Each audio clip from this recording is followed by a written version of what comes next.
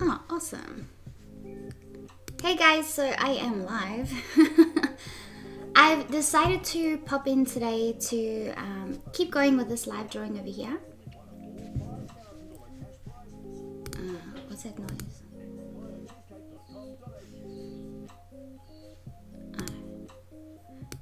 I didn't mute that. Cool.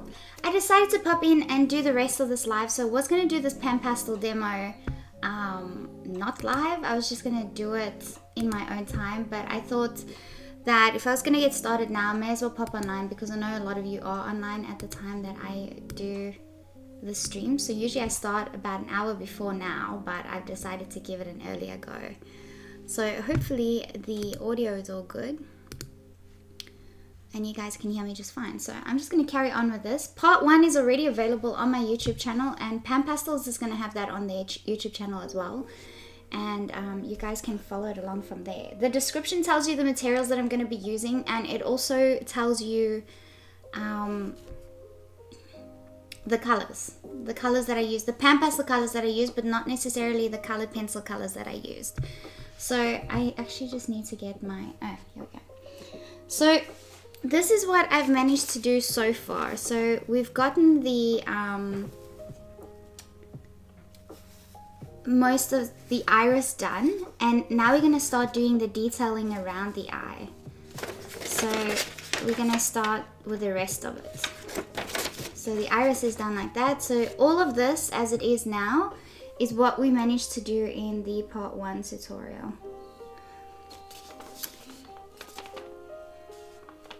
Hey Nad, I'm not sure how to say the rest of your name, I'm so sorry. Hey Yals, hey Karen, John, and welcome guys. Nice to see you guys on here. So I am Anne, hello, good morning. Cool, got a couple of new faces on here.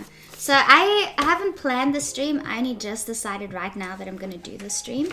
And I just need to get my pencils out. And put that away. And I have some fruit salad right here for breakfast that I'm just going to nibble on along the way. I woke up really late this morning. I only woke up at 9 AM an hour ago, so my day feels like it's pretty lagged, but I've been doing that to myself a lot lately. I just sleep in and just like take the day as it comes, and then by the time I get started with things, most of those in the US are asleep, but that's okay. There's plenty of people in Australia and the UK. I think they'd be asleep now too. It'd be early morning hours there. Hey Terry, Oksana, hey guys. Alright, so you guys can hear me all good because I haven't had any complaints about sound, I'm guessing. Let's get on with it.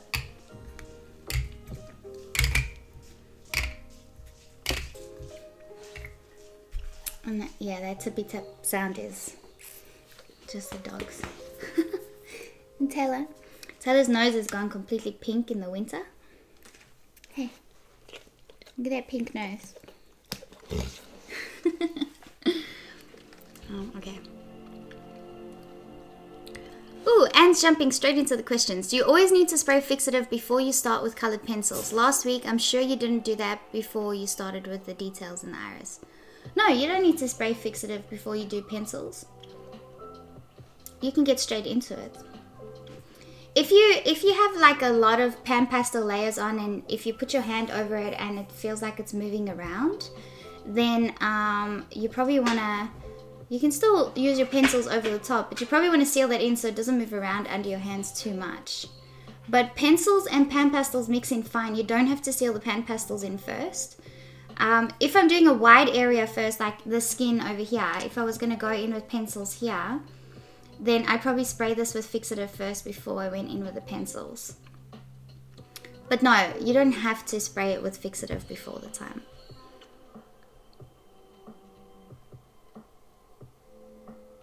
Okay, cool. I know the light is super bright on my face, but that I need the lighting for the drawing, otherwise you can't see that enough. So if I turn that lighting off, then this lighting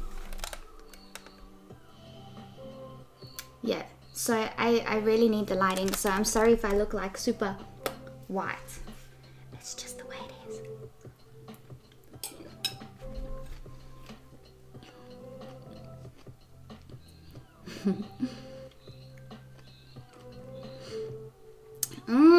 Yels is saying cheap hairspray, is that an alternative?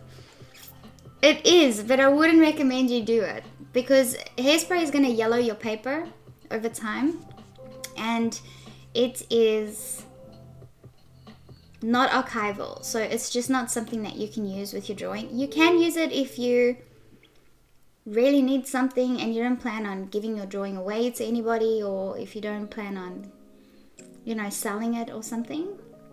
But I would suggest you rather just get fixative. Fixative spray is not that expensive. It's not as cheap as hairspray, but it's not that expensive either. And any fixative that you use, so the fixative that I use is this one. So as long as it says a matte, I think the workable matte fixatives are the best one. And this one says for pastel, charcoal, chalk and pencil work. So just get a fixative. You don't have to get Micador because Micador is an Australian brand, so it's hard to get this anywhere out of Australia. So as long as it says that to use it for pencils and charcoal or whatever, then I would say use it. Most fixatives are fine. If you go to Jason Morgan's YouTube channel, because he predominantly works with pastels, he's got a video on different fixatives and what effects those fixatives, those fixatives have. So you can check that out. Thanks, guys. I love my dogs too. They're my babies. Right here.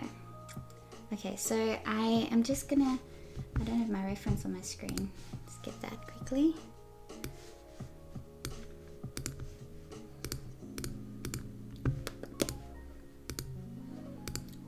We be at.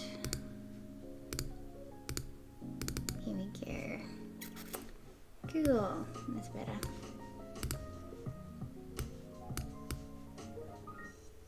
Okay.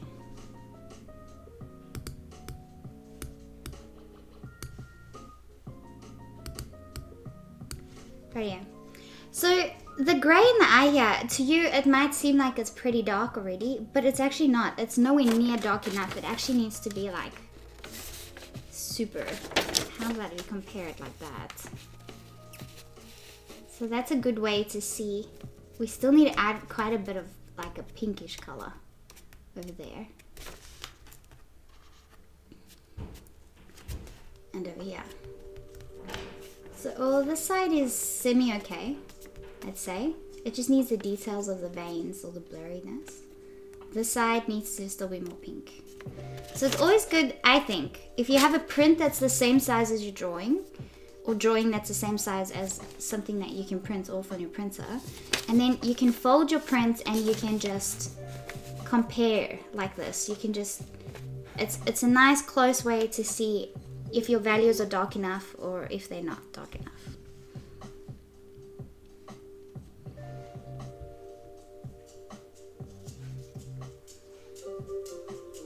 Karen's asking if you can spray starch work.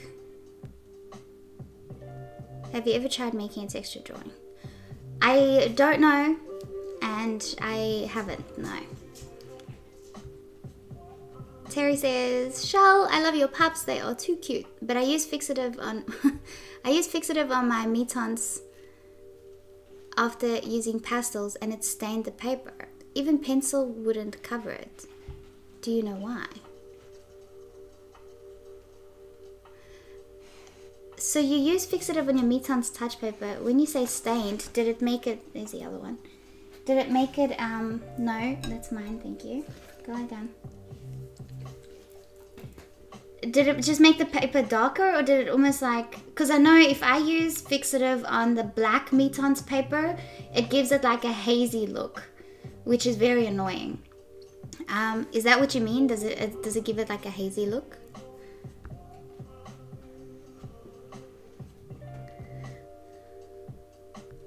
And that's just something you can't control, because you can't not spray a PanPastel work with fixative And then when you do spray it, it tends to dull the color down, or it tends to dull the paper tone down, even if it's a dark paper tone.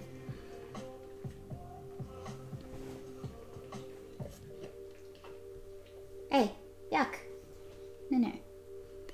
Oksana saying, when it comes to color choice to match from the photo reference, but you don't happen to have a necessary color, what would be the alternative? See, I don't even match my colors. I just pick colors, because to me, I don't care if the color is accurate or not. What's more important to me is the value is accurate. So as long as the darkness and the lightness, so the darker shadows and the lighter highlights are correct, the color doesn't matter.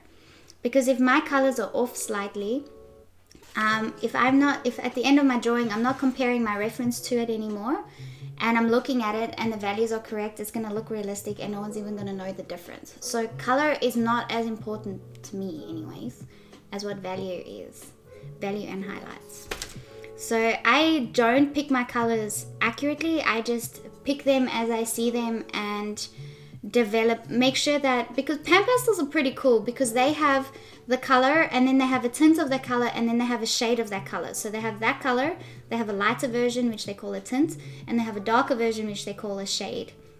And with those three, you've got your three value tones of one particular color.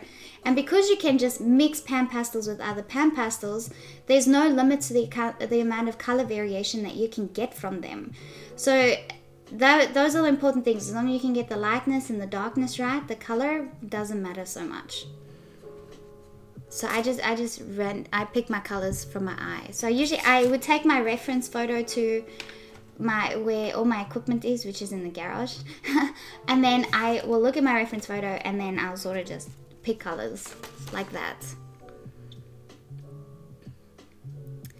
Yeah, Karen says Krylon makes a very good fixative in America, and I've heard that a lot. I've heard a lot of people really give Krylon a good review, so that might be something to consider.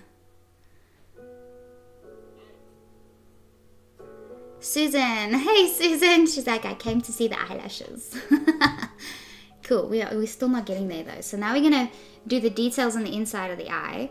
Then we're gonna do the tear duct, and then we'll do the eyelid. But let's get into it already. Okay, so I know that I want to make this darker, so I'm going to find my PanPastel. Okay, my table is so small.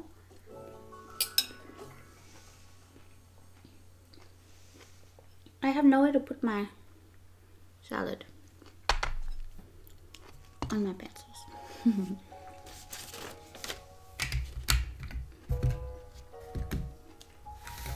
And the music you guys can hear in the background is from Epidemic Sound. So they have royalty-free music when you subscribe to them, and you can have them in all your videos. And the music's pretty good. Alrighty. I'm going to use some of my burnt sienna tint mixed with a little bit of... So that's definitely not dark enough. So I'm going to mix that with...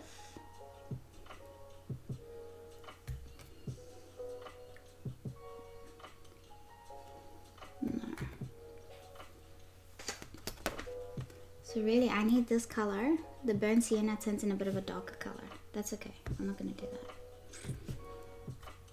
I'm going to be very daring, and I'm going to mix it with the raw umber, which is quite a dark color. So let's move this like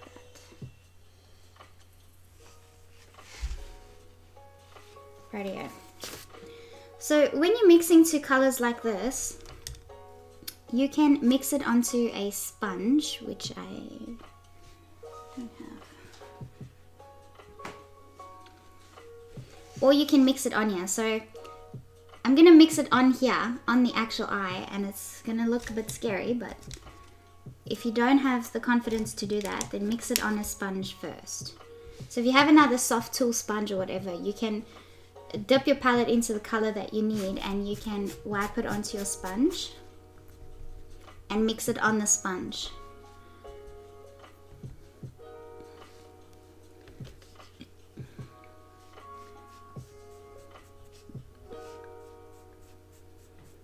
So I'm using the, what was it? The Raw Umber Extra Dark to create that darker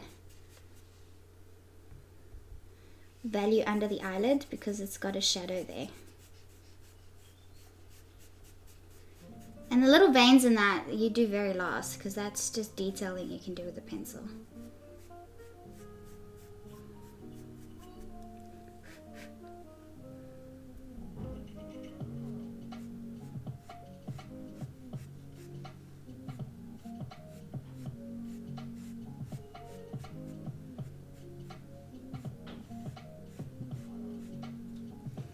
So I know that it's automatic for you to be pretty scared of making the white of an eye this dark.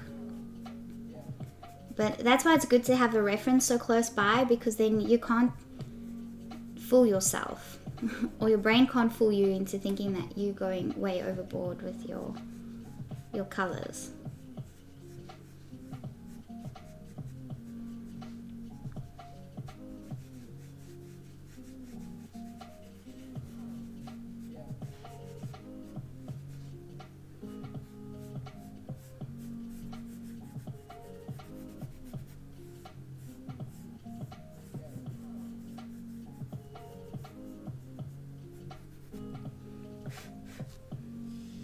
So that made it a little bit darker. I think I'm going to add some of the orange tint. Yes.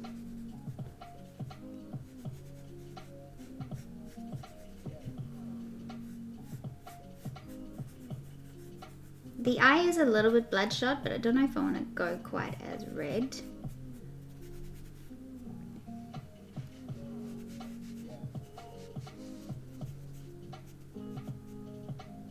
That's more of a grey, not a warm colour. Okay. Use some more of this.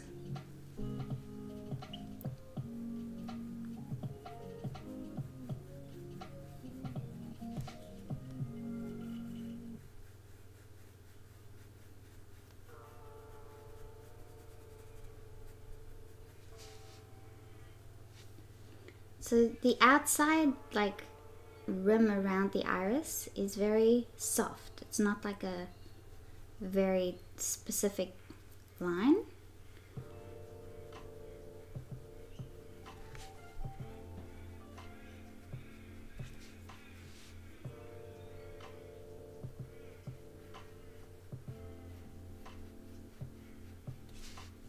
So if you look at the reference, you see how soft that is? It's not a solid round line. It's like a soft gradient line.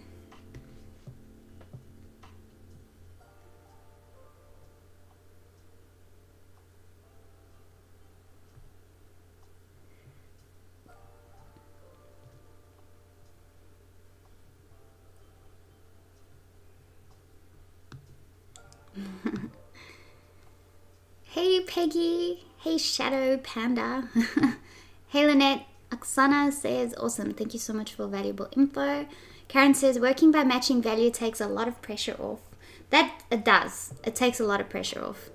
It makes it a lot easier. I think people over stress the whole color thing, and then by the time you do your artwork, you're like, oh, I don't have the colors, I don't have the list of colors, I don't know what I'm doing with colors, and then you sort of talk yourself out of even starting.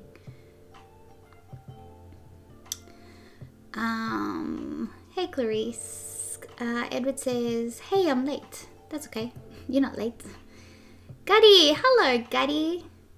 So Gadi is my brother, he's in Israel. What time is it there, dude? Like, it'd be like 3 a.m.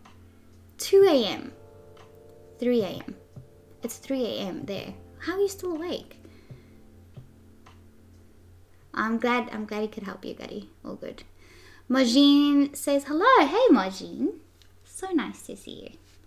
Okay, so softening the edges.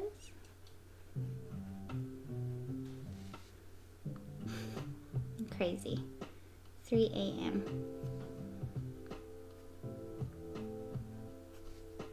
Okay, so let's soften the that side a bit.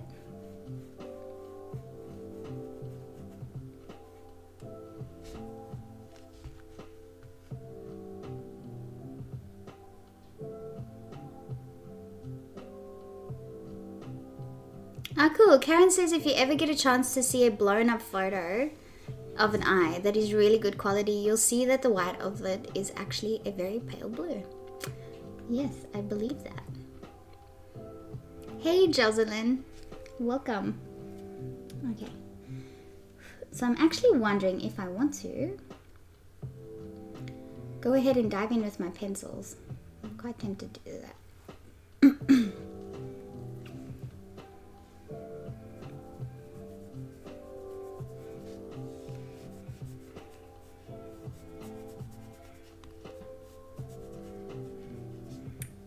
I don't know if I like the song very much, it's a bit depressing.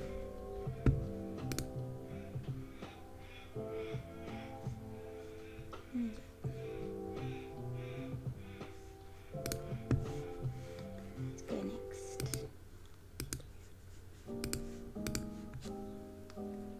Okay, let's get into the pencils. So now I can spray that with a fixative if I want, or I can just go ahead with my pencil. So I'm just gonna go ahead with my pencil. Oh right, Gutty, I forgot Mom wakes up that time.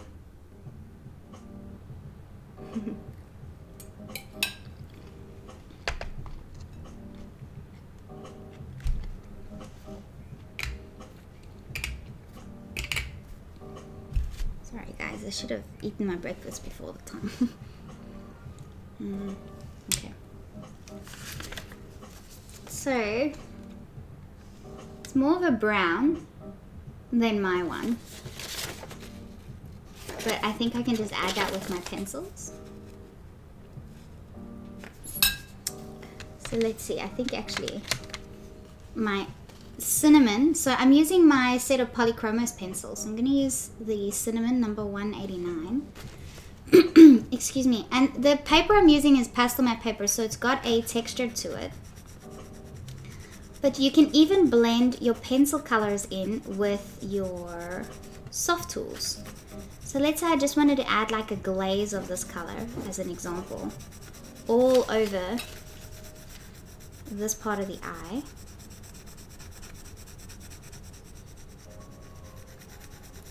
I can just use the side of my pencil, lightly add that color.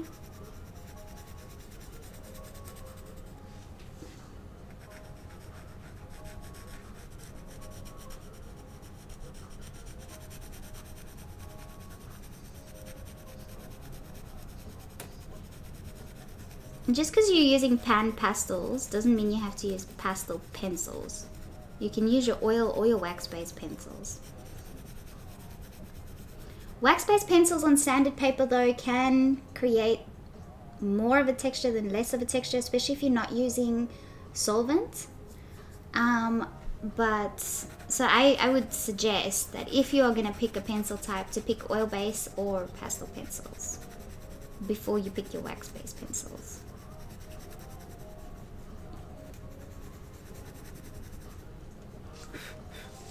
So that's already making the eye more pink. Could do that even more.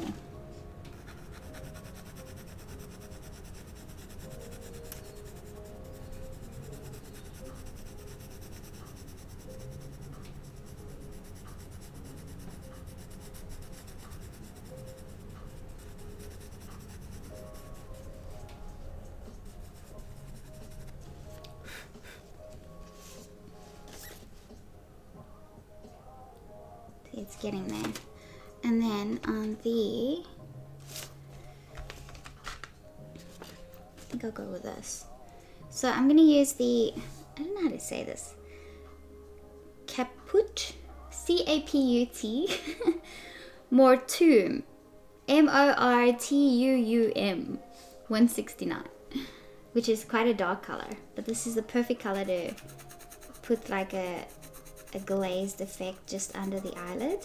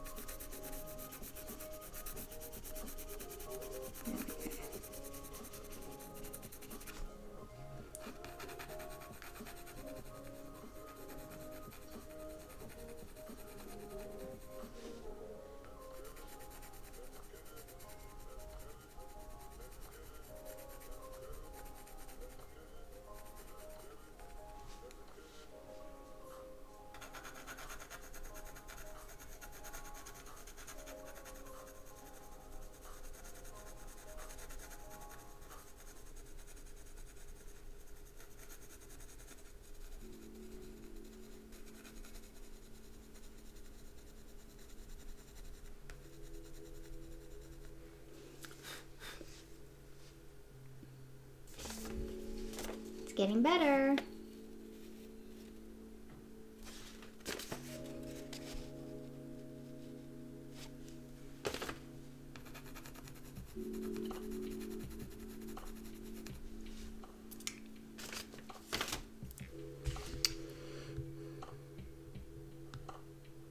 Hey Dave.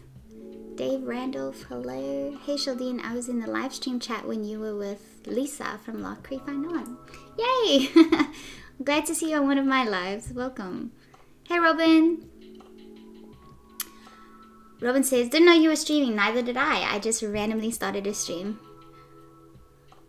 Margene says, the reflections of light are great. Yes, I know, I wanted to do the iris first. Like, that's the favorite part for me to draw of any eye.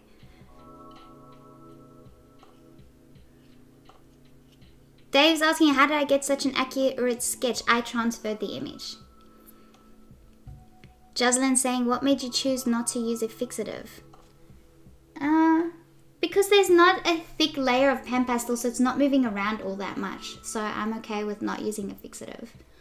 Really, you got to play around with this yourself and decide for yourself if you want to use a fixative or if you don't. You don't have to. You have to use fixative, but you don't have to use a fixative between a PanPastel layer and a colored pencil layer. But let's say that I wanted to seal in that PanPastel layer and I didn't want it to move or change at all before I put my pencils on the top. So because I didn't seal it with the fixative, chances are the PanPastels may still move around a little bit underneath my pencil strokes. So if I didn't want the PanPastel to move around at all, I was happy with where the PanPastel was, then you can seal it in with fixative. So if you don't want the layer to change, then you seal it in and then you put the next layer over the top. And then the layer that you have underneath will stay the same. It won't move at all.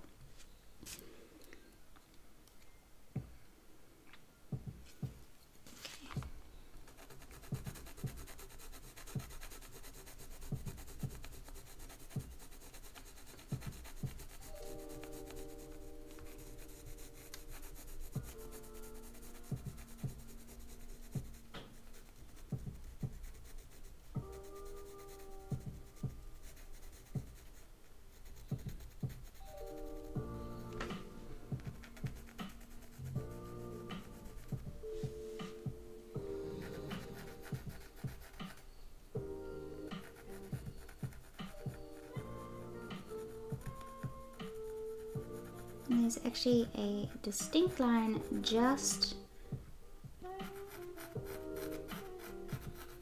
underneath the waterline.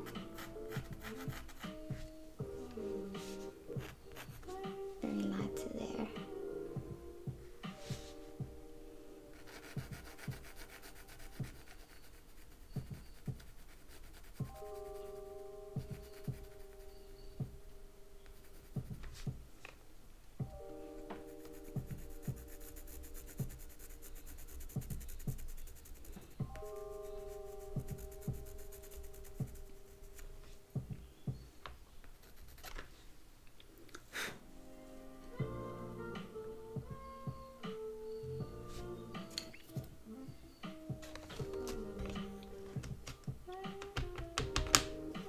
Now, what about a brown?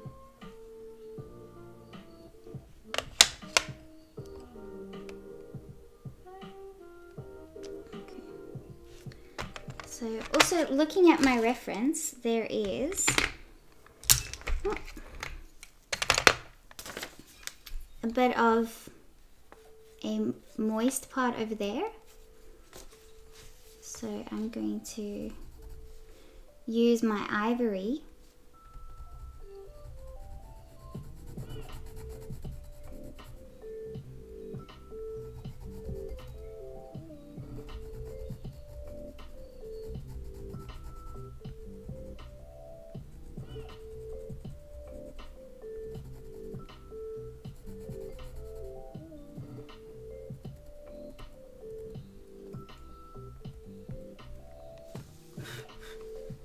and add that in like that.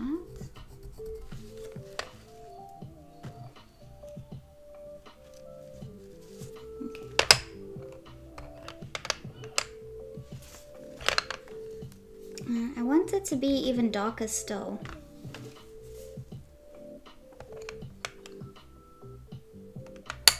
So I think I might add a brown. Let's do that. So I'm going to use my burnt umber number 230.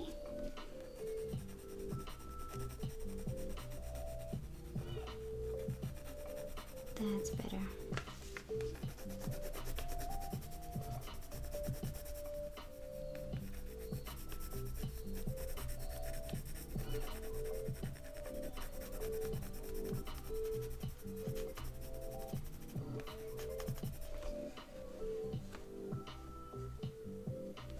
Now, if I can give anyone a tip when you're drawing the eye, never be in a rush to do the eyelashes. Do that very, very, very last. Because you want to work with all the values underneath the eyelashes before you do the eyelashes which are over the top. It's hard to work in between the background or in between the eyelashes once you've got them in.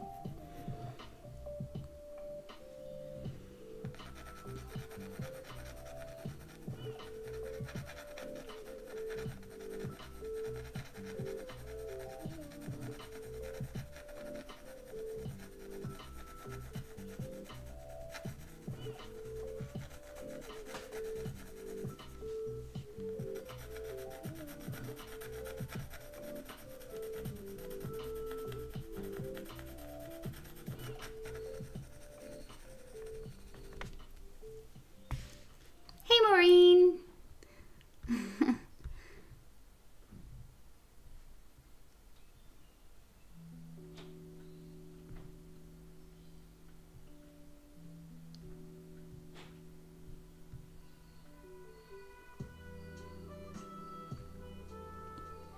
Dave's saying PanPastel seemed like an interesting medium to try.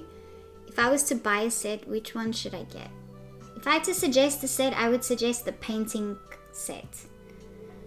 So they've made up a couple of different sets. You've got a landscaping set, a portrait set, you've got and a painting set, and there's a couple of other ones. The painting set I would suggest because you could pretty much get all the colors out of it, and they've got some nice beautiful bright colors in there as well. That's me personally. You have to have a look at the sets that they have available, but if I really had to say, I would say pick the primary colors and then pick the shades and the tints of the primary colors as well.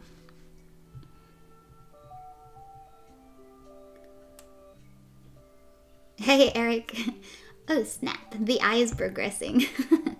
Yeah, little bits at a time really make it begin to become alive. And yes, I agree with Peggy. I would say start with a set of 20 if you can. If not, then just go with the primary colors.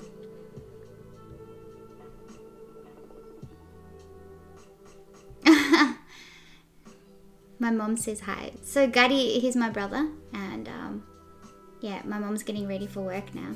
So tell mom I say hi.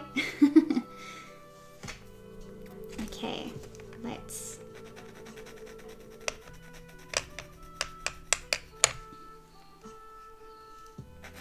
Some to this side.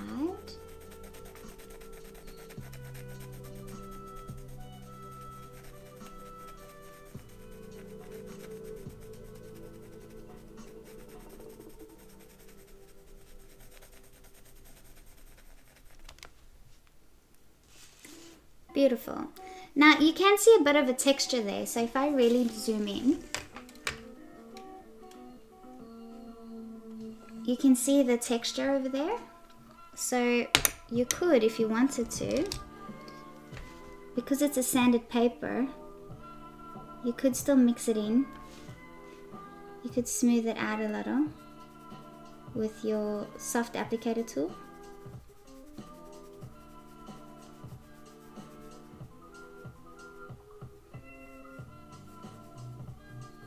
So that's a cool thing about sanded paper, is that you can do that. It does lift it off slightly, so you may have to do another layer, but at least it makes it smoother. To me, that texture, because the texture is not that extreme, I'm not too fussed about leaving the texture there. Because it's such a tiny texture that when I zoom the camera out,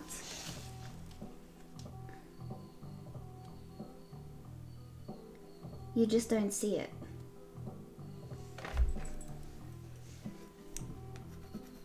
Or you barely see it. So that sort of texture doesn't bother me at all. If it's a very textured paper, then I'd definitely be smoothing it out. And another way you could smooth it out as well is using your solvent.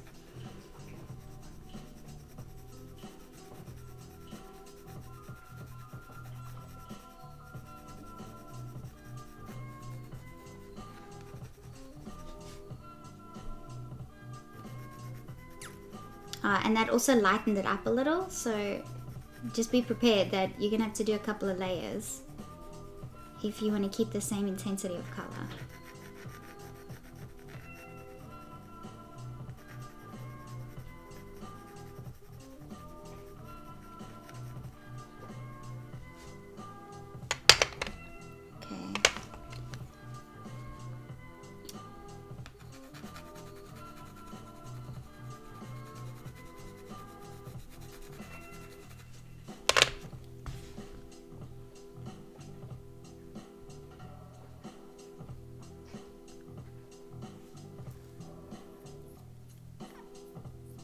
Oh, one of Jocelyn's questions? What was it? Do the colors blend when you go over them with a different color? Was that Karen's question? So the colors do blend when you go over them with a different color. If you don't want them to blend, seal it in with a fixative first. If you do want them to blend, then they blend. Don't seal it with a fixative. Thanks, Maureen. Yeah, so Maureen's my moderator, and if you guys can tag me or use capital letters for your questions, it does make it a little bit easier for me to see. Right now, there's not too many of you on here, so it's okay. You can ask away. But if there's more of you that get on, then it just makes it a bit easier for me to see. Okay, I think I want to use my cinnamon again.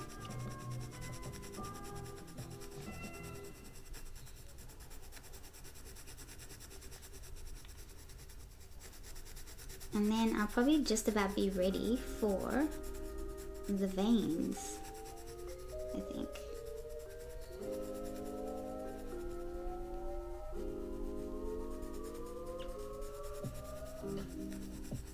And then when I color sections in, I always use a circular motion like this, because then you don't create those streaks, those like line streaks.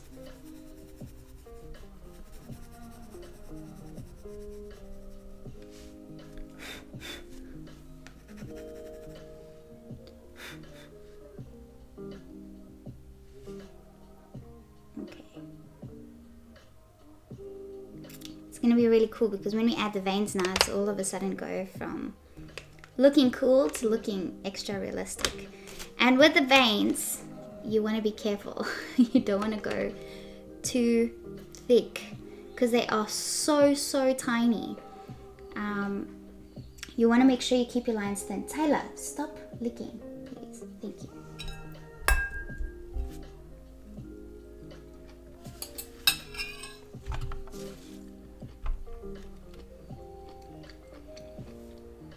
I'm going to use my Indian red, number 192, and I'm making sure, even though that looks sharp, I want it even sharper.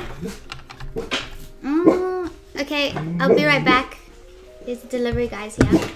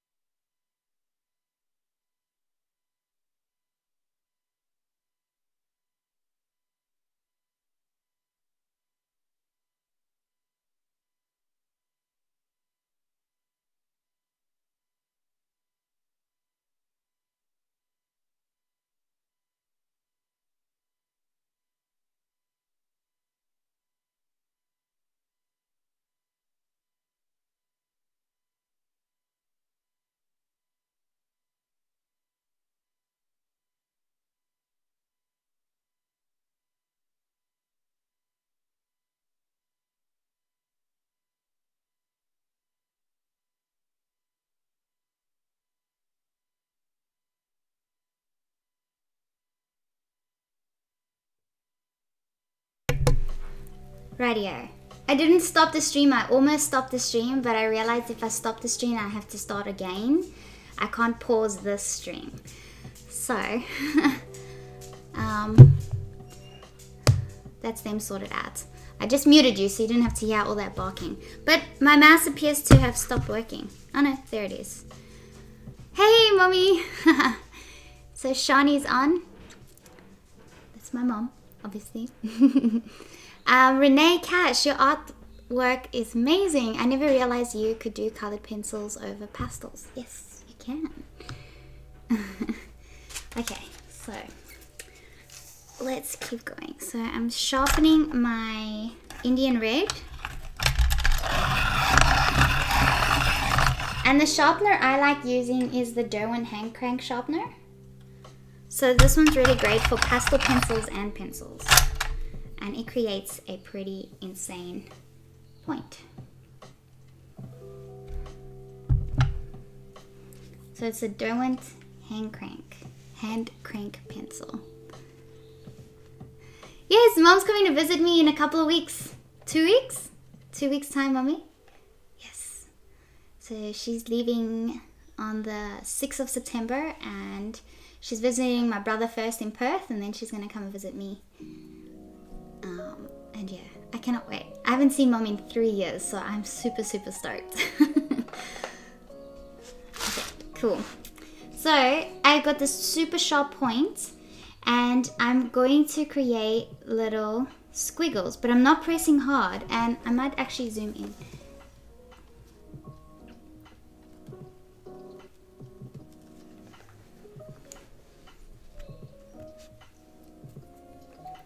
So creating little squiggles. I'm not pressing hard, I'm just putting the point down.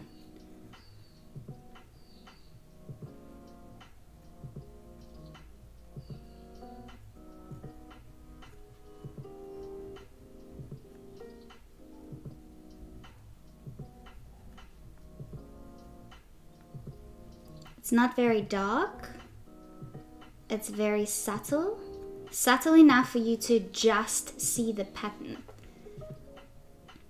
There are a few areas that are slightly darker. So with them you can press a little bit harder, like down here. But they're not all this dark. You don't want this eye to end up looking like a freakishly bloodshot eye. Someone that hasn't slept in a decade.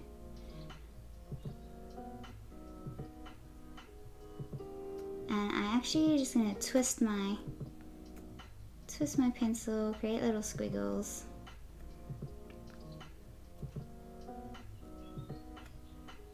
Sort of following them from the reference. I'm paying attention to my reference, but I'm really not gonna fuss about getting them exactly right. Just the general idea is enough. So this works when you're doing a big eye. When you are doing a really small eye, it's harder. It's harder to do these veins in a really, really tiny eye. Since this eye is, bigger than my hand, it's a little bit easier to do these smaller details because they're not that small on such a big image.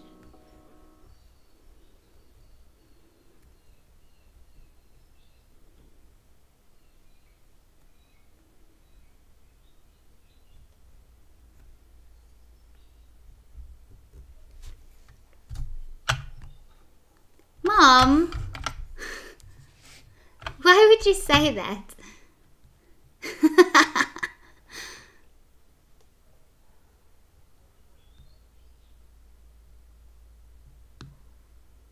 I see. So Maureen says, yes, mom has to spend time with her beautiful grandbaby. Not my baby, my brother's baby. It's the first grandbaby. So mom's finally going to get to meet her first grandchild. And then mom says, Shells was a gorgeous baby. You didn't have to say that.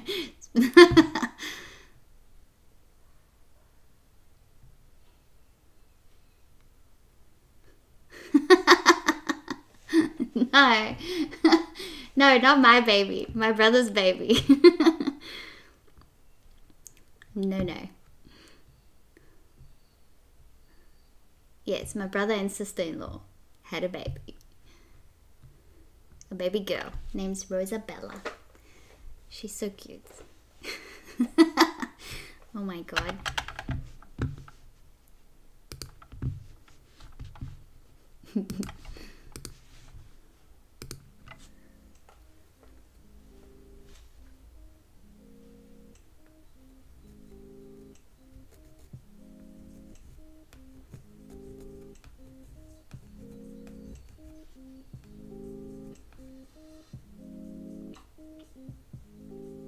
You see how those veins are starting to appear?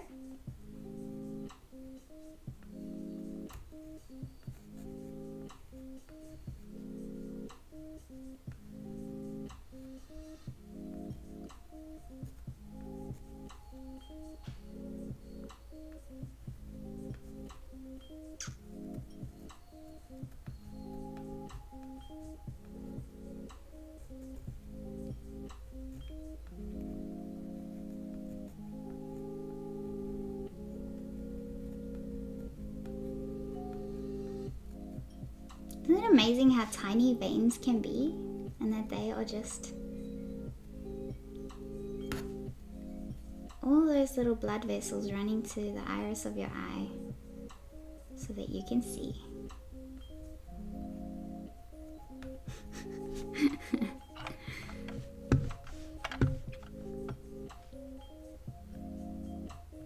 Eye lightning. Yes, I like that.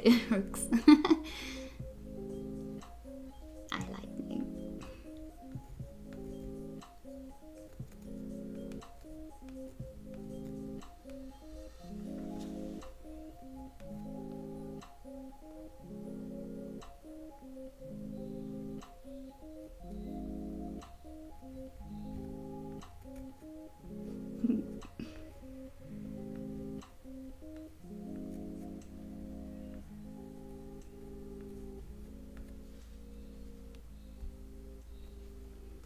Okay, so now there are some that are slightly darker, so I'm going to make them slightly darker.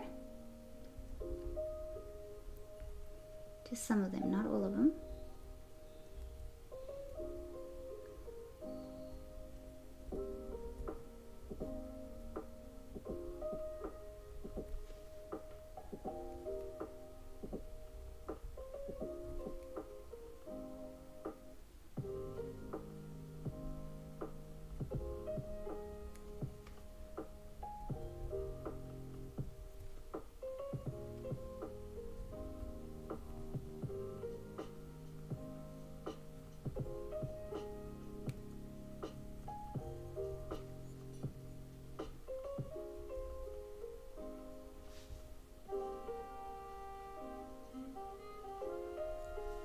I actually think I'm quite happy with that. So really it's just a bunch of scribbles, which up close looks like a bunch of scribbles, but then if you go out a little bit more, it starts looking pretty real. You see that? It's so much fun when an eye turns alive.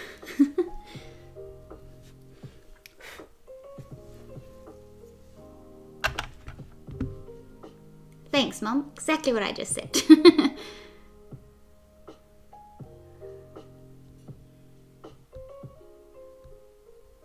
Oh, Robin.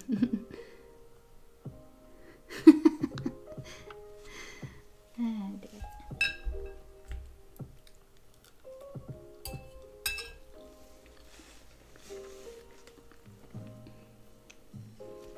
Okay, now I'm wondering if I should work on that.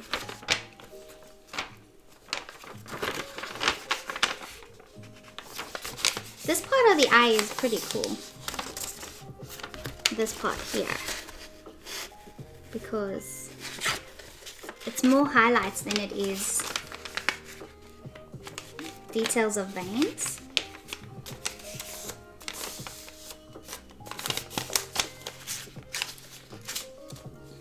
So if you look at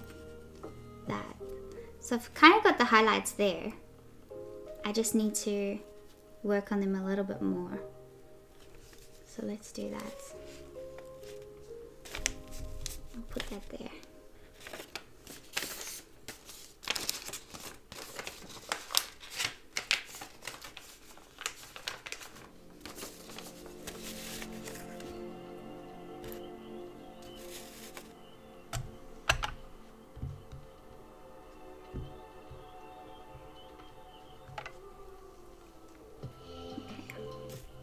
So I might actually, I've got this bright yellow green tint, PanPastel.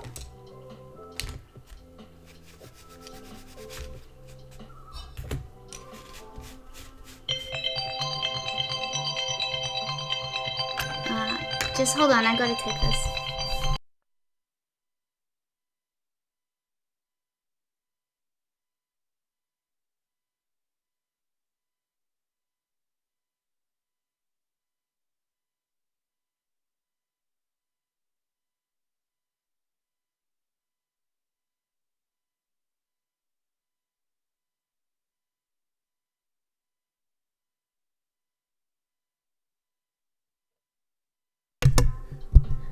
That was an accidental call. I just accidentally got called. Okay, so I'm gonna take some of my bright yellow green tint.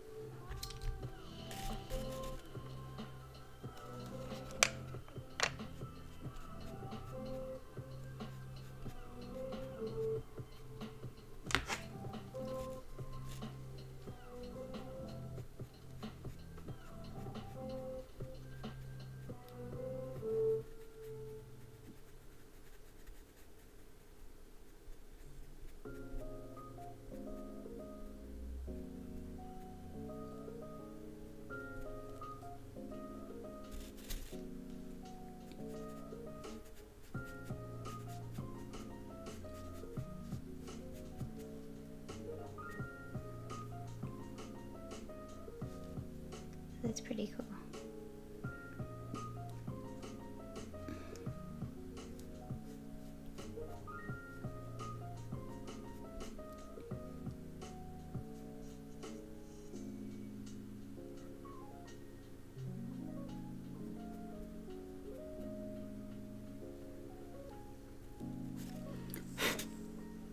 There we go. I think that's good enough. And then we can work the rest of the details with our pencils, I think.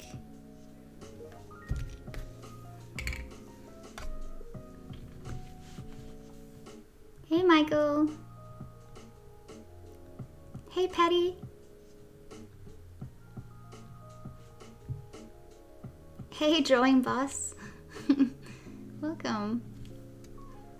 Okay. Right. Now we're gonna get into more of the details over here.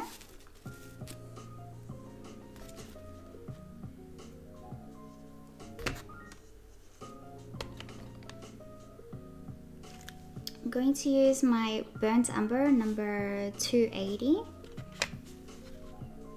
You can see that it's the dark section there.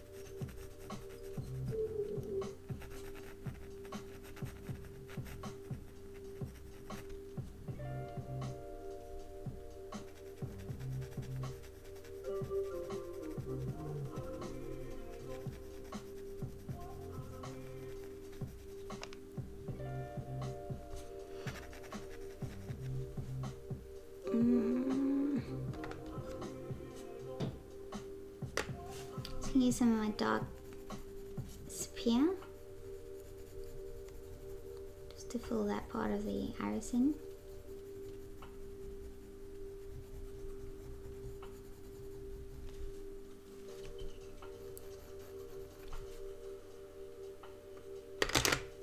Okay.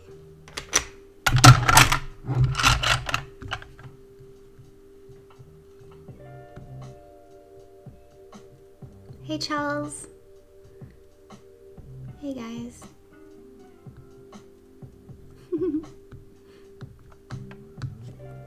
Cool.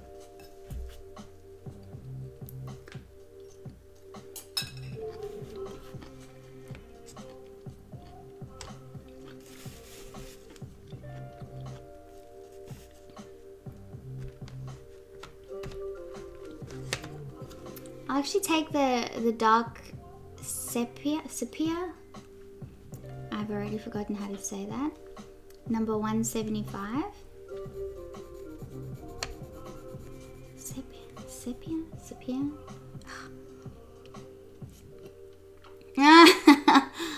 I knew Rooks would come up with something like that. You're doing an amazing job.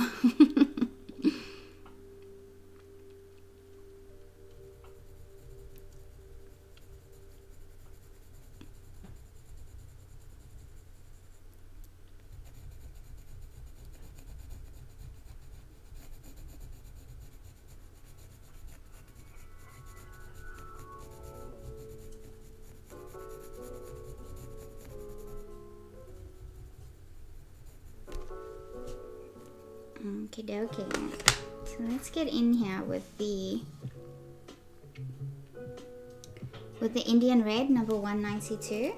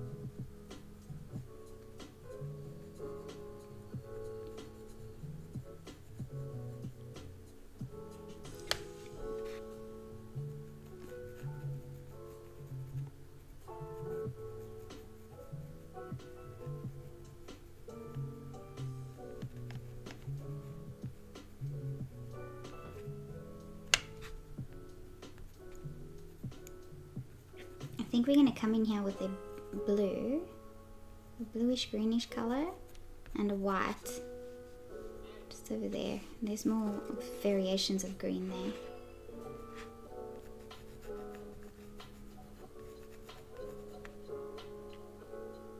there. Majin. Chelsea Poo.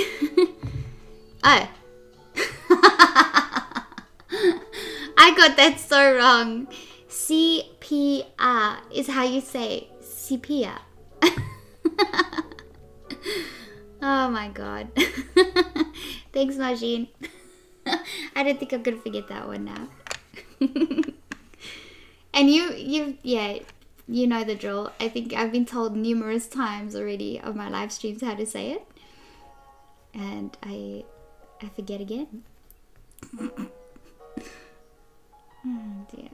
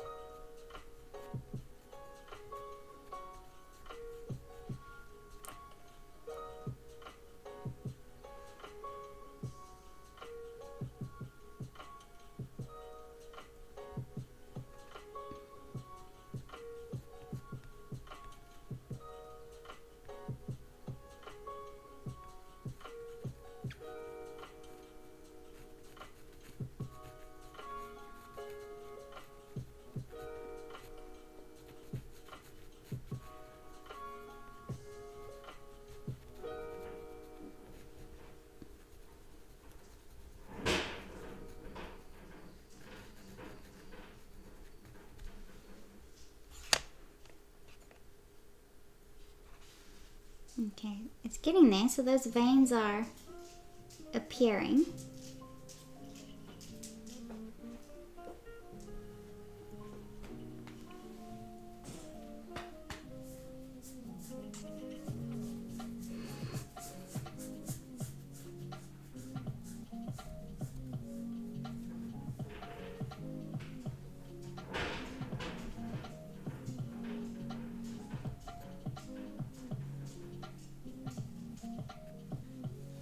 Made that one a bit too dark.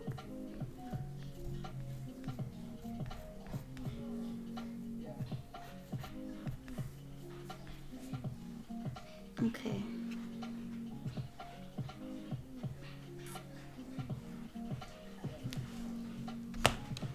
Now my white.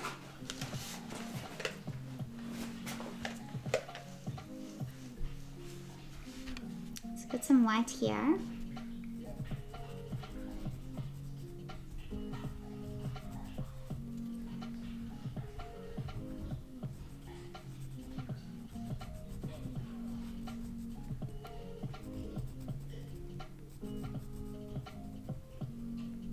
Cool. When you work section by section like this, you don't think of yourself creating an eye. You just think of yourself creating a section, which makes it easier for your brain.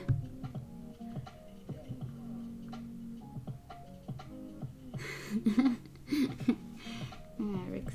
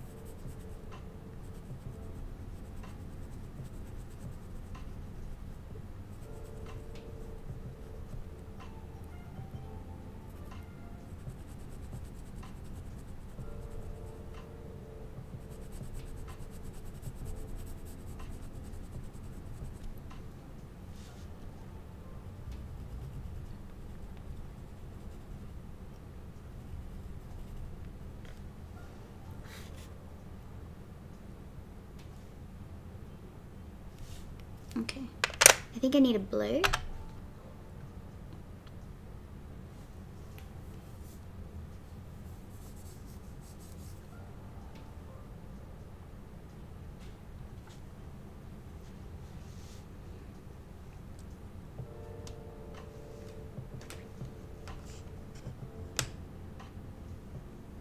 No, not blue. This looks like a good color.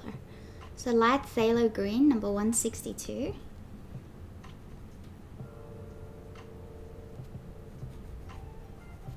Yes, so these bright green colors in here.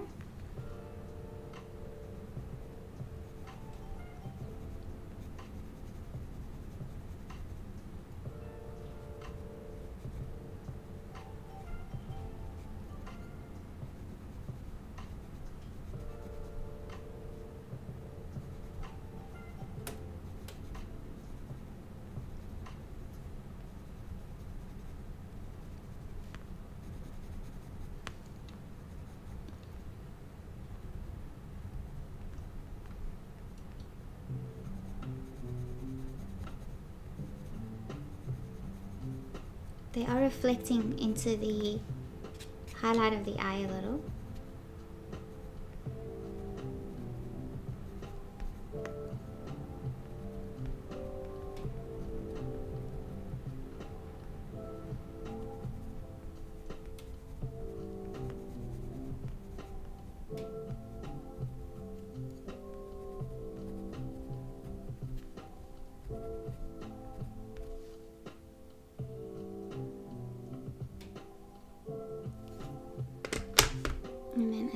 take yellow.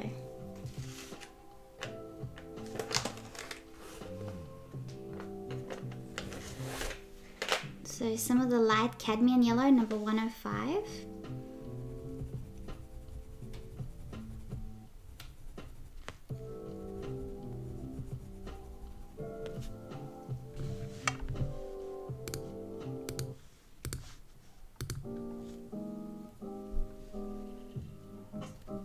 See how the yellow just brightens that right up?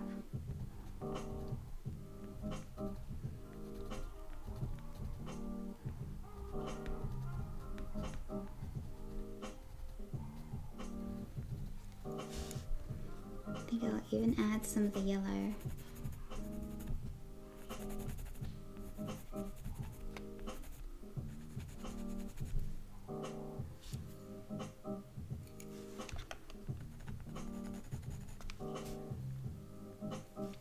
And then here,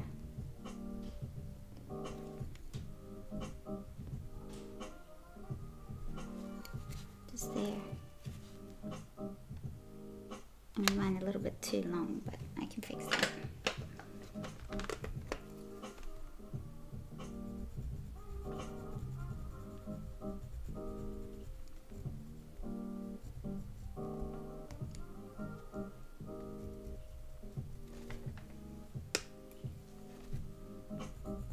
I'm using the sepia.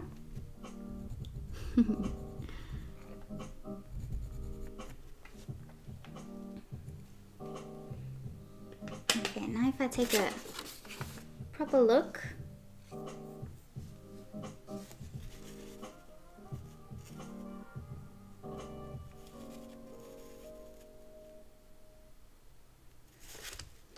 What is that olive green color?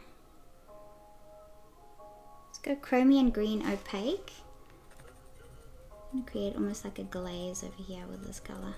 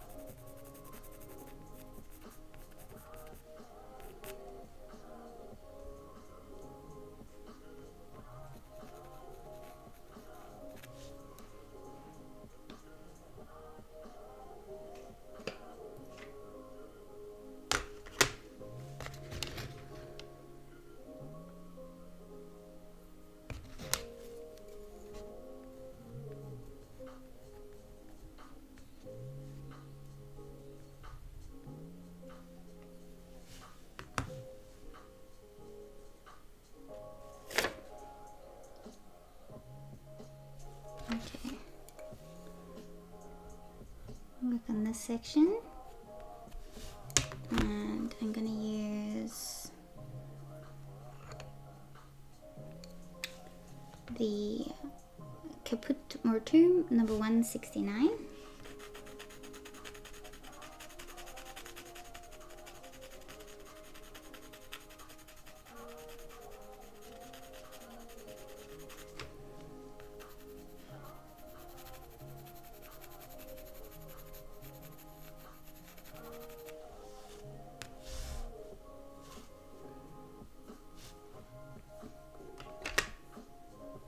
And then I think I want to, I'm just using a clean sponge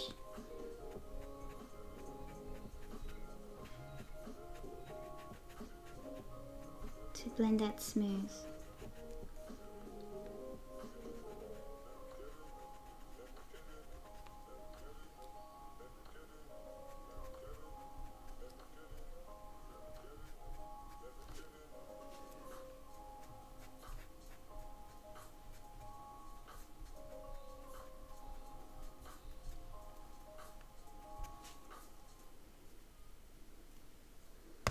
And a bit of gray, I think,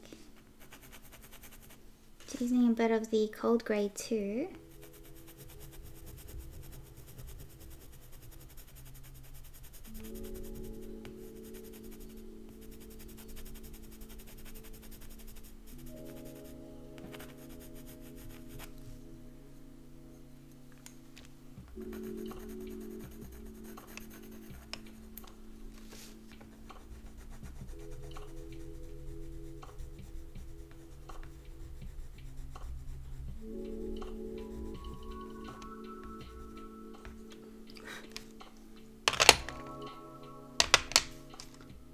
Okay, I like it. It's starting to take shape.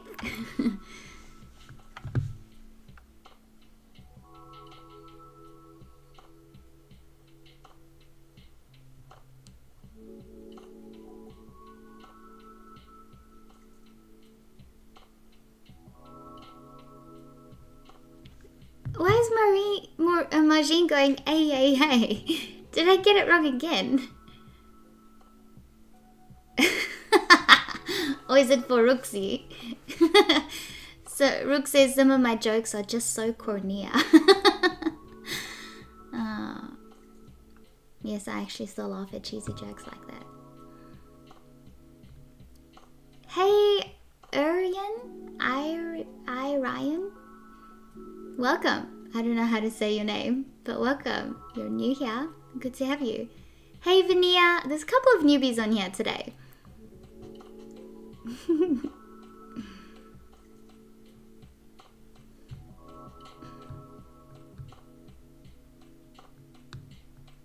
It's so nice to have you guys in here. Cool. Right here. Let's get onto the tear duct.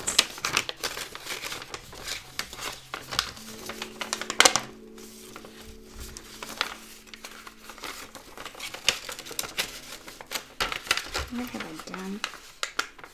Okay, tear duct. So we're going to do the tear duct now.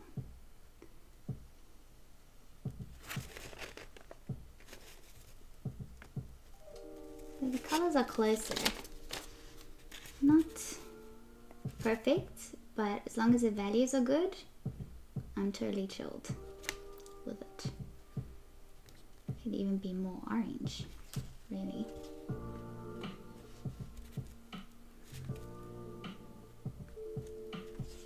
Okay, let's do the tear duct, which looks terrible on its own. Okie dokie. Let's use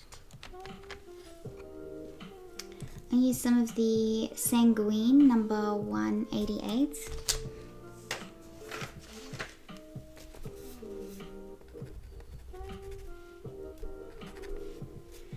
And I really need it this side, so let me turn it slightly.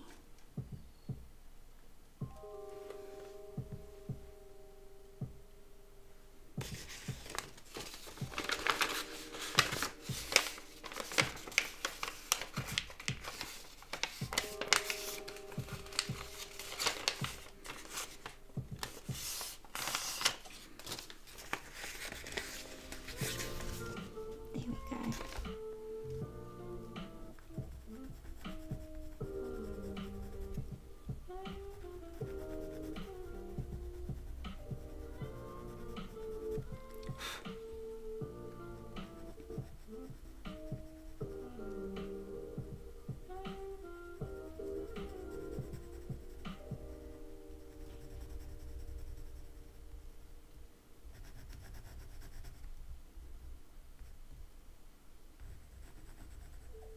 So technically this part is just under this one, mine's more to the side, but I don't care. No one's gonna know that. Well, now you know because I said it, but you know what I mean.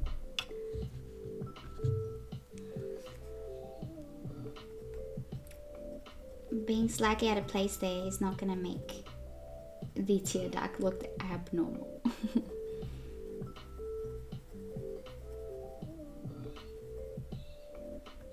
The tear duct already looks pretty freaky.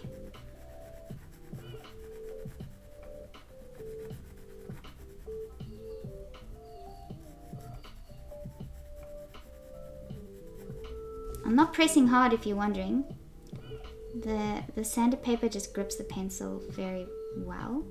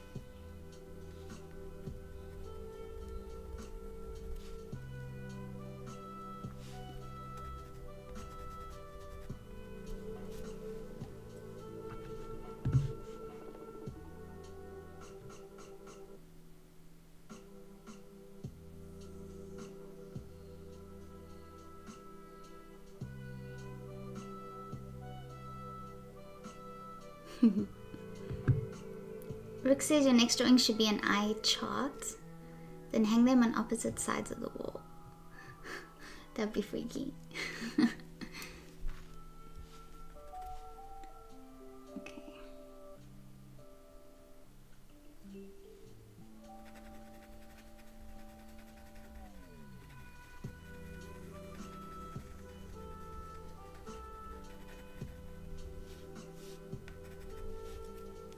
Okay, now I need a darker red, so I think I'm gonna go with the Indian red, or do I go with the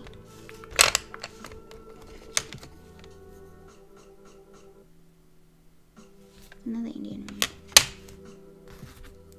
So I'll go with the Indian red.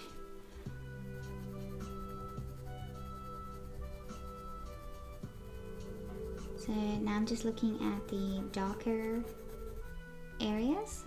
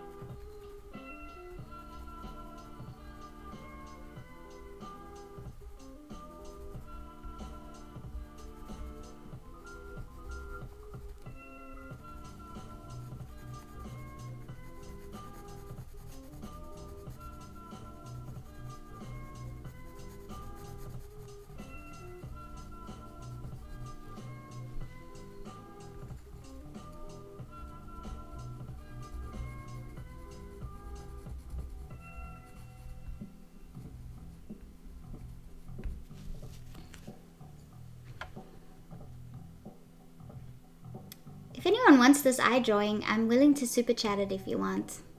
And then randomly pick someone if you're interested.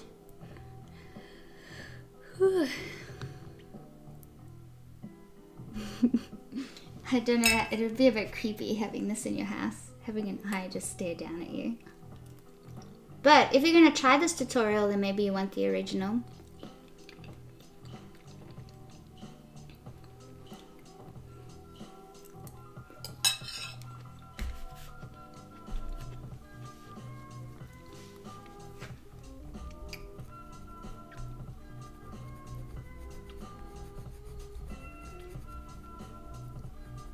Because for those that followed the last PanPastel Lights, the part 1 of this, it's the last one I'm doing. I'm not doing it again. So it's going to be it. Maybe next year I'll try again. But for this year, there's going to be no more. I've been recording a lot of different videos of late for something completely different, but that's only going to be launched at the end of September. So be prepared to get excited.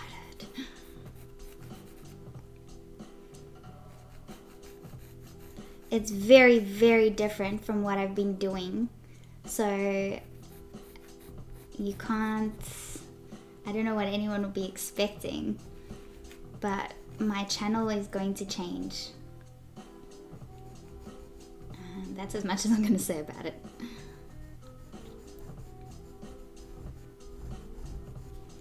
So this kind of thing is not going to happen again for a while.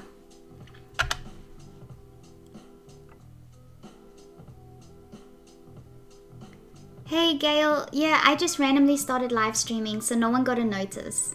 I just decided to stream. Robin's asking what's for breakfast? A banana and 2 oranges, which I've been eating over like the period of the last hour.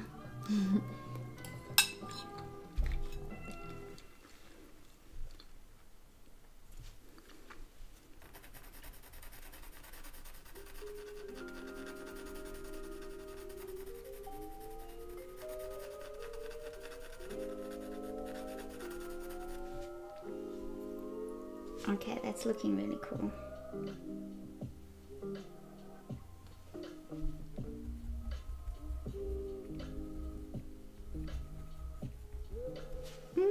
I've got something in my eye. Hey Susan, thank you. Okay, cool. So Susan, I'll put your name on. So number 1, Susan.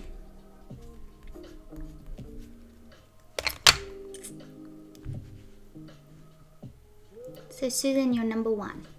Thank you very much. So if you super chat like Susan at the end of this, I will randomly pick out of those that super chatted to get this eye drawing if you want it.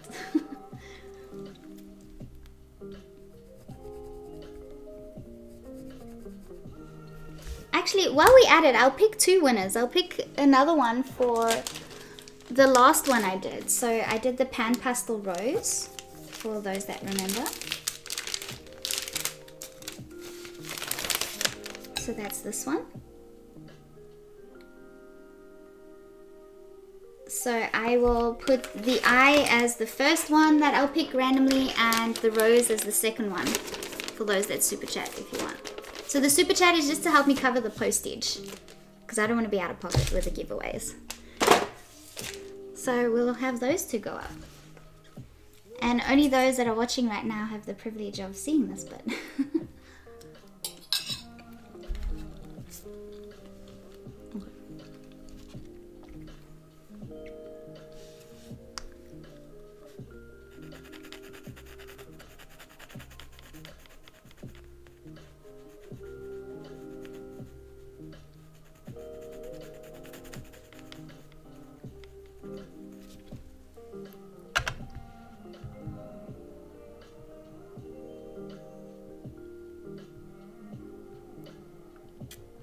hey she-cat. No problem. Yeah, so there's a video on the rose. PanPastel has the rose videos on their channel. If you check it out. Their YouTube channel.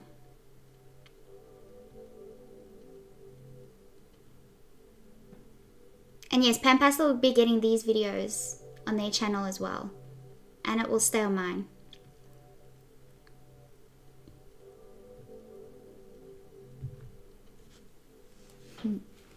Curious. Right.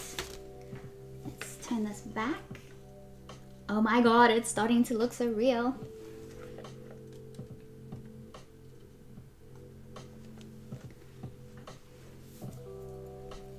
Okay. So I'm still using my Indian red.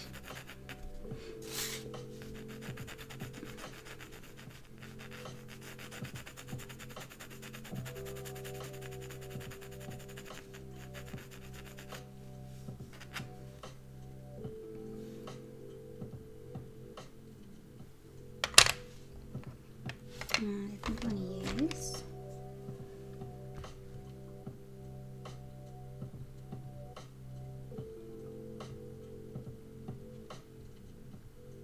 thanks, Orion. So Orion is number 2. Maureen, do you mind? Could I ask you to do that for me, please? Or it's not going too far, so for now I can keep track. So Orion.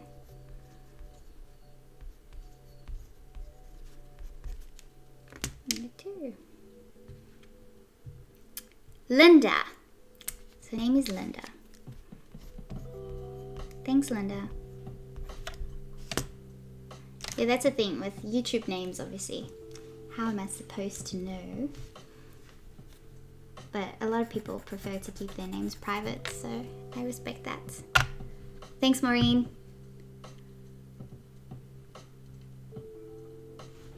Does the description mention a giveaway? I'm sorry if it does, it's not supposed to. Oh, it does. I'm sorry. Let me edit that real quick.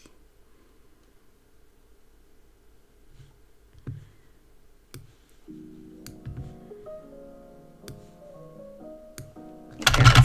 Oops.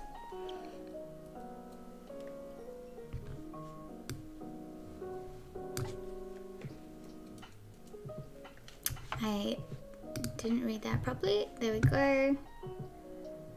So save that, view on watch page. So just refresh. If you refresh now, then it should all be good. She kept saying, I hope we'll still get to see your work. Yeah, of course, you'll still get to see my work. It's just going to be different.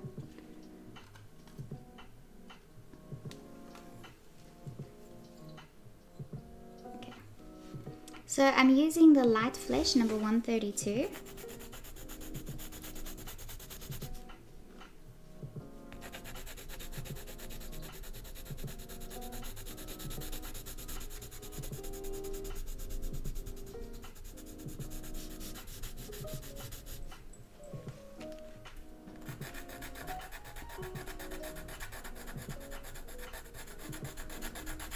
Pretty much for the waterline section.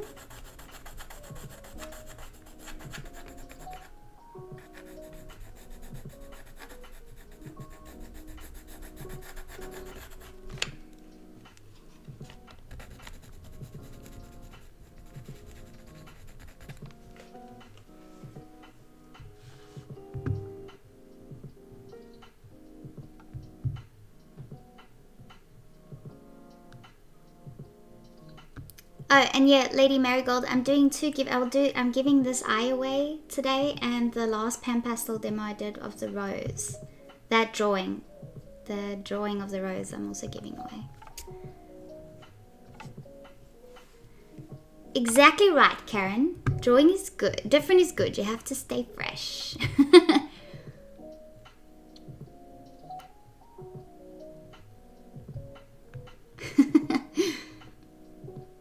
Thanks, Lady Marigold. Yeah, Rooks, don't worry. I won't torture everyone by doing that. Right, let's move this away because I keep looking at that.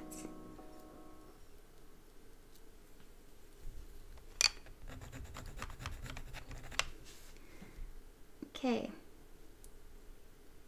Then I think I want to make this appear even more highlighted, so I'm going to use a white there to make that a bit stronger, and even use some of the white in here.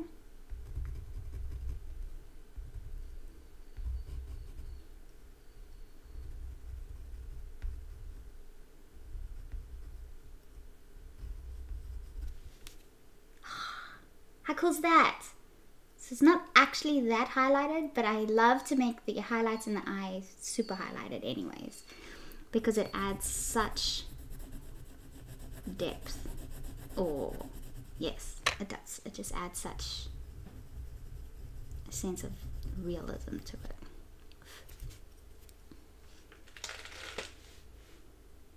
Okay. Right.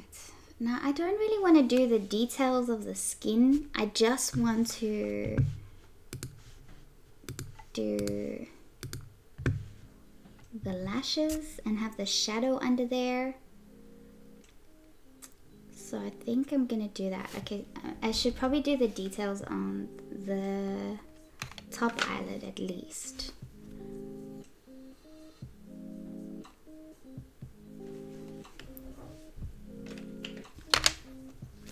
So using the Caput Mortuum Violet number 263.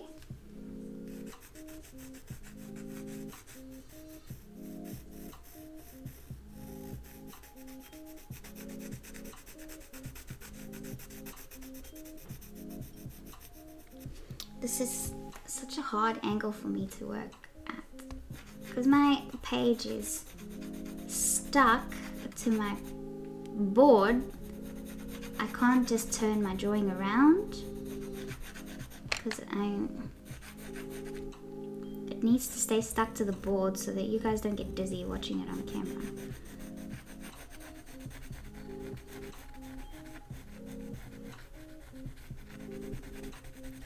I have a remedial massage booked in for tomorrow. Hey Bob, hey Oksana, thank you very much.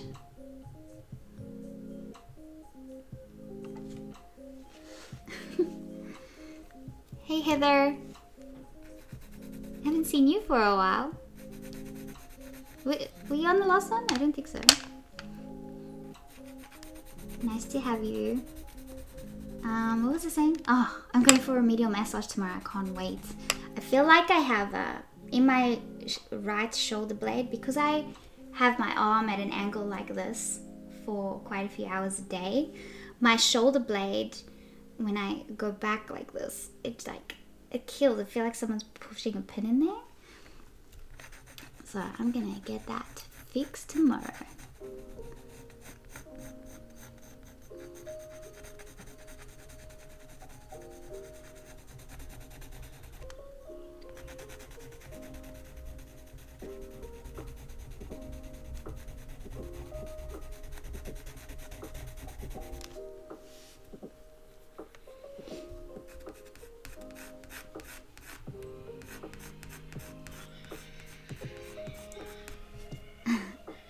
He had the kookaburras.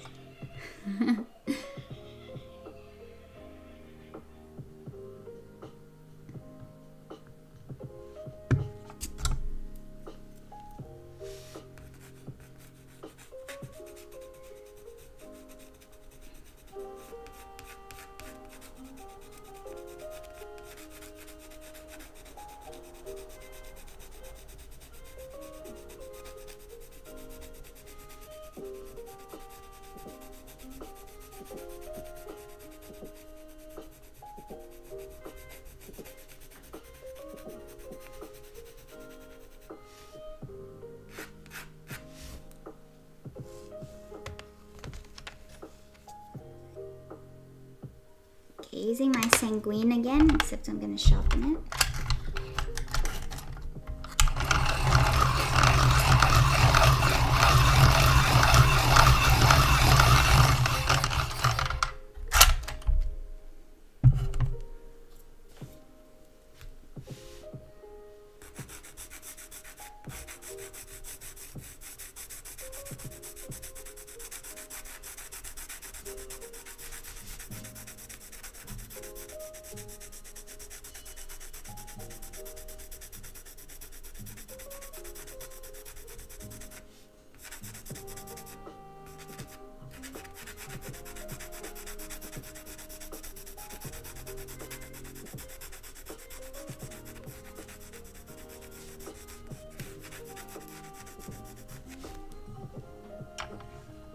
Anne. Thank you very much.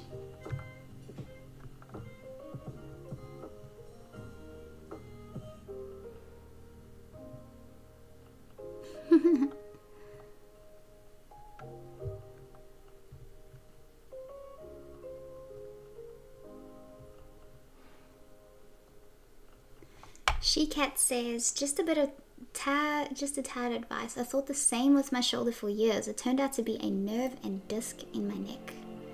Yes, it's funny you say that, because when I go for my remedial massages, she pushes all along my neck, and it's the weirdest sensation because she'll push a spot on my neck and I'll feel it shoot through to my shoulder blade.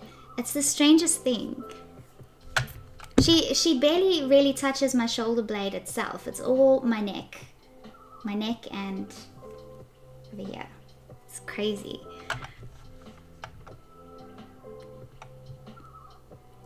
Hey, Artie's Fun! Hey, Hugel! Oh my god, it's been a long time. Welcome back.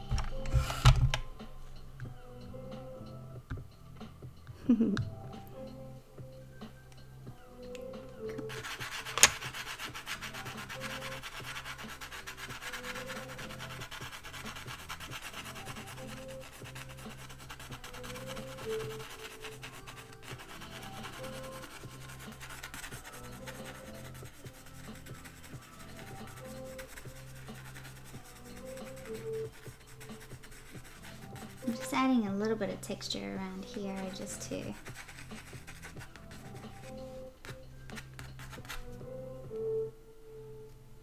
make it better, and then a curve in the eye here.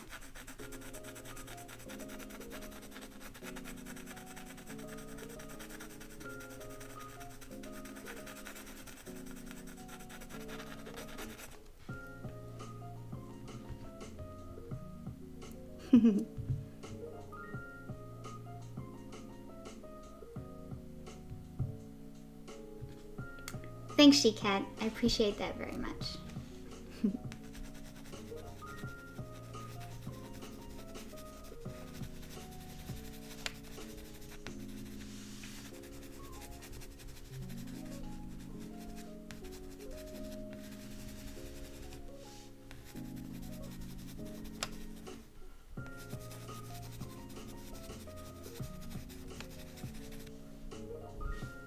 Cool. Now, I'm gonna use the black.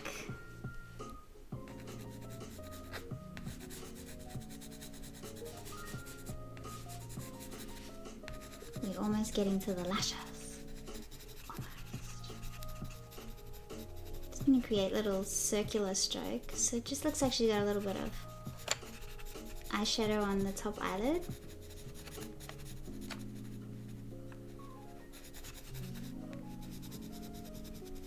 And then just over here, it actually gets pretty dark.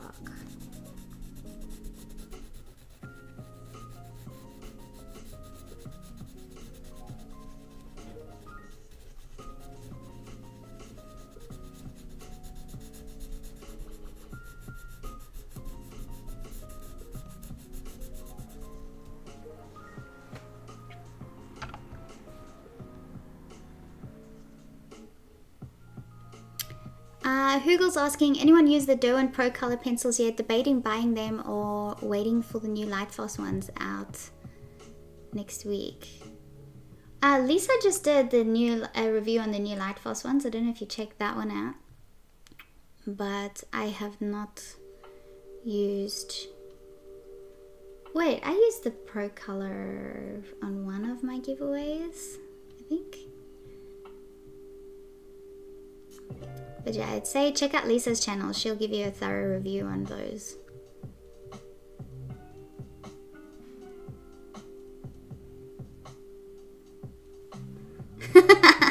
Yeah, Rixie, that'd be funny.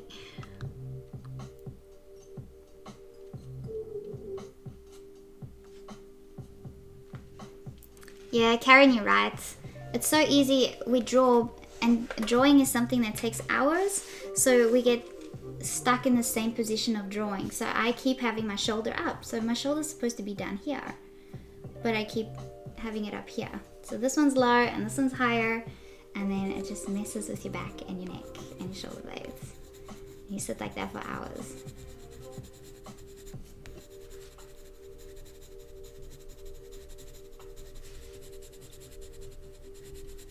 But it's not going to be like that for long. My style of work is changing, and I'm going to introduce everything end of September, like I said. So a couple of big changes are coming up on my channel. Some changes that people might not like, so I might lose some subscribers, but in the long run it's what I want to do, so I know I'll end up gaining them back somewhere else.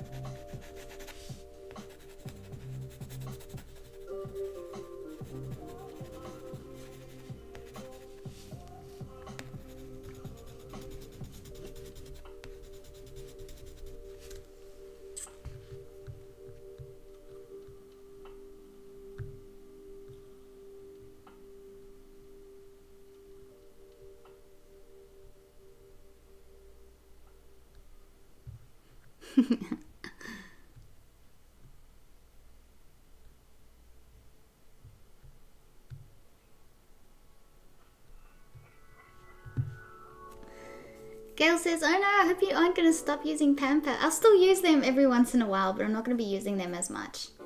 But one amazing artist that has finally gotten into using PanPastels is Lisa from Lockery Fine Art. So she'll be having more of her. I think she's busy doing a tutorial right now. Not this very second, but the image she's working on now is a PanPastel one.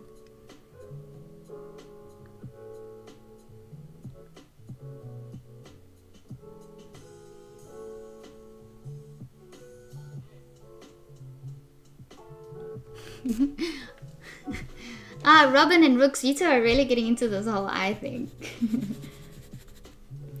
Okay, once I do the lashes, I'll do the giveaway. So if you guys want to tune in for the giveaway, then do it. So I'm giving away this eye drawing, and I'm giving away my PanPastel drawing that I did in the last PanPastel tutorial. Not last, but one of the last PanPastel tutorials.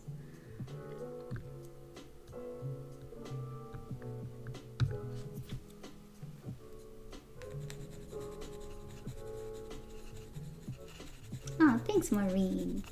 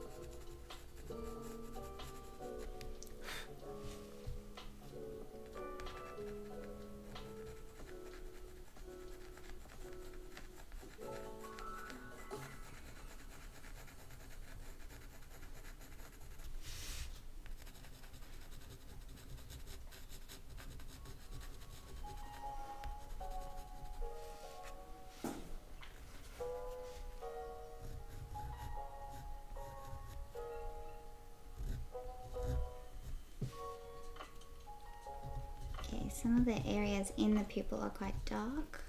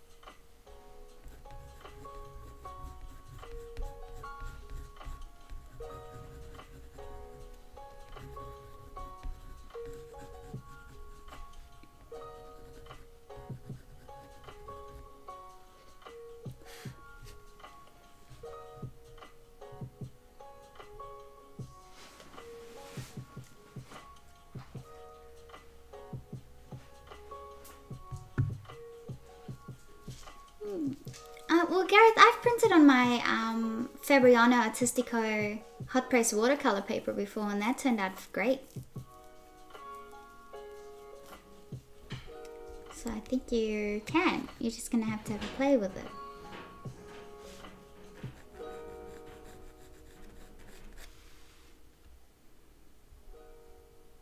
Okay, let's do these eyelashes, I reckon. I think so.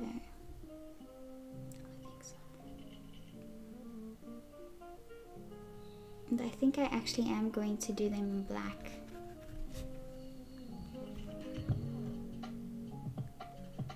Oh, really? Oh, I didn't have any issue. Yeah, maybe did you use a bad watercolor paper? I'm not sure.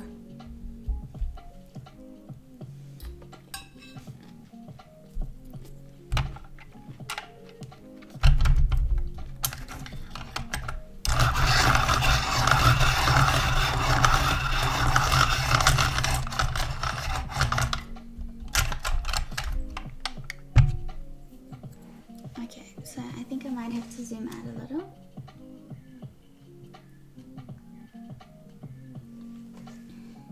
Okay, so these eyelashes on the edges here, am I seeing this whole image?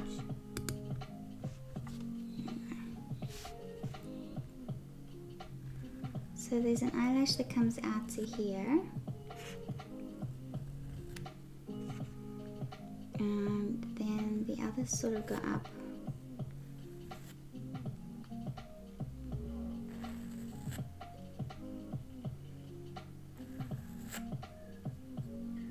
So I'm just sort of finding out where my shapes are, or where my curves of the eyelashes are, and then I'll gradually make them thicker. Then there's a lash. I wonder if I want to include that lash. Yeah, I will. So there's a lash right across the eye here.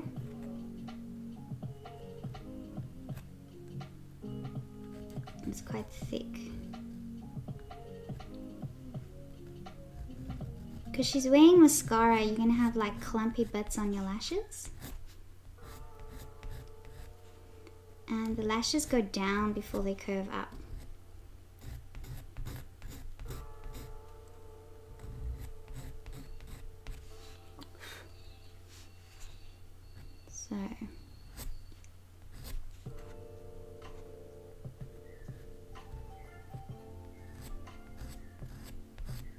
So they look like they really overlap each other over here.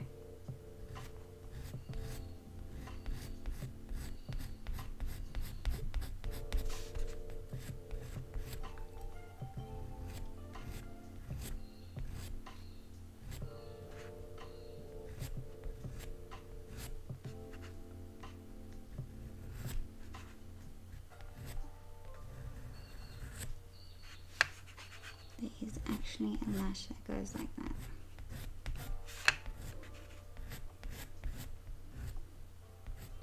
I'm overdoing it.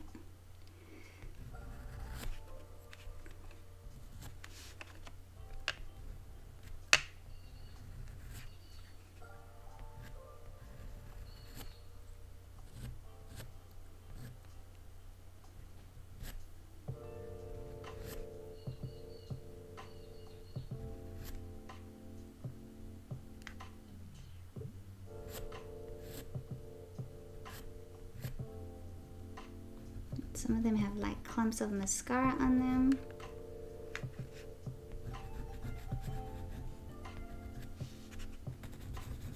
And these are sort of, they're blending into the eyelid because of the eyeshadow.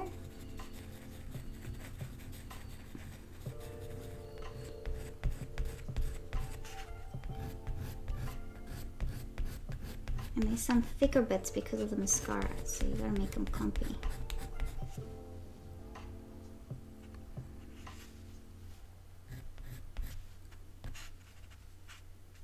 So let's sharpen that again.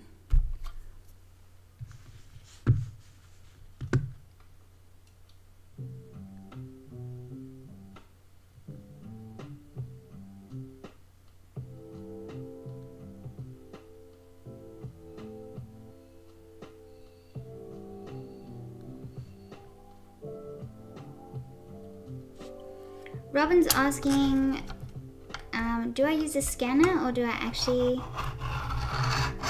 take actual pictures then upload?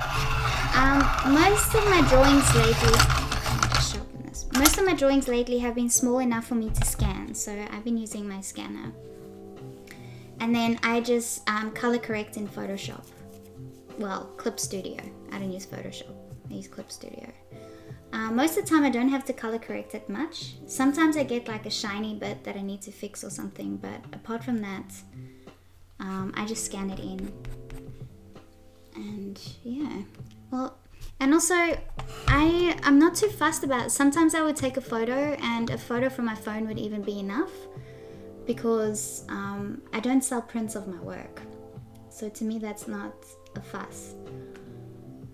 So, and I haven't sold prints of my work, so I don't, to me, as long as it looks nice on a postcard size print, then I'm good with it. I'm not too fussed about that. So I don't know if I could be of much help when it comes to giving you good information about photographing or scanning your work. Happy birthday for tomorrow, Gareth. Well, today is the 27th for me, so your birthday is already here for me. Thanks, guys. Thanks, Robin, Christy.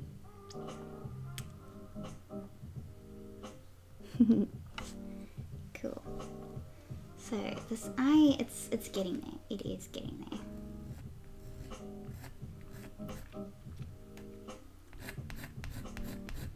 And then you can just imagine some eyelashes over here. Just create a texture that gives you the illusion that there's eyelashes here.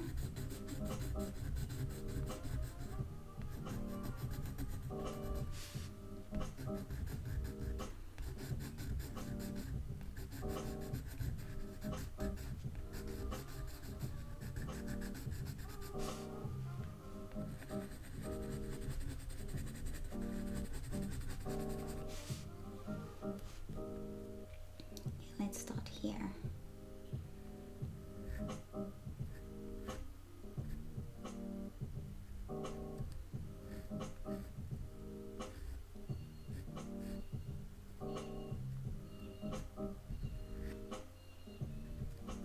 These are a little bit finer, so we don't want to make them too thick.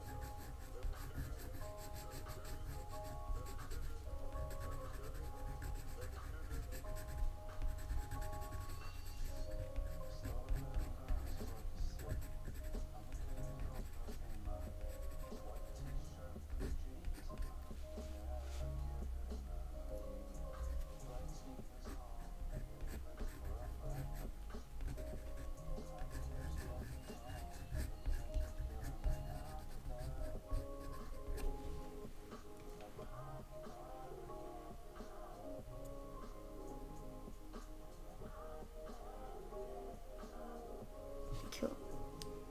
I'm still gonna work on this section, so it looks a bit funny at the moment, but it's gonna look better soon. Hey Sandy, thank you.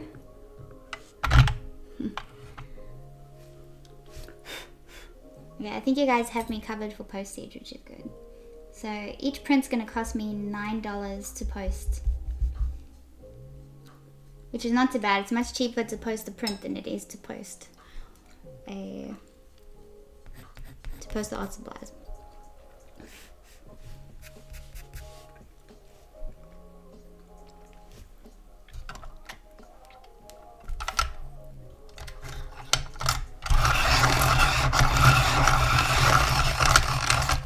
Right, let's do the bottom lashes.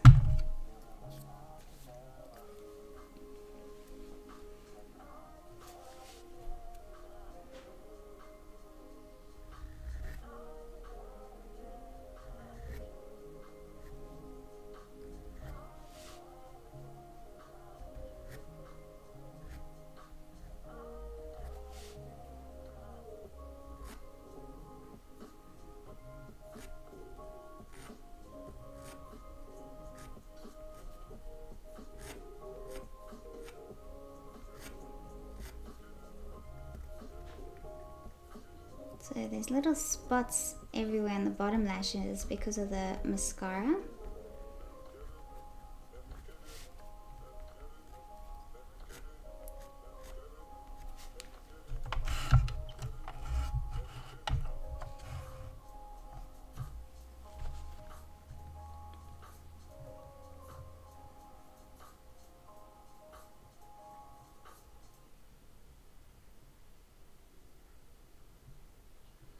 Karen's asking, I just set up my art room and wanted to know, what do you think is a good starter project for colored pencils? I totally agree with Rooksy. I think a rose is the best way to go. Or even a flower, maybe if you're not... So if you're going to do a rose, I would say transfer or trace the rose. Don't try and freehand that yet. Just trace it and get your values and practice your values and highlighting first. I actually have a perfect tutorial for that if you're a student of mine, but if not, that's okay.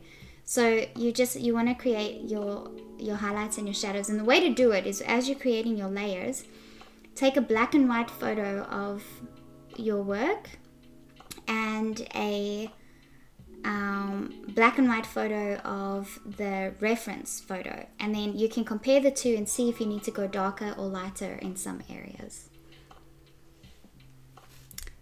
Hey Susan, thank you.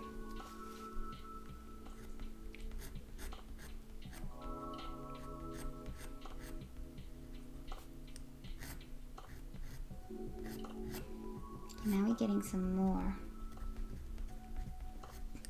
lashes happening. Some of them are getting thicker.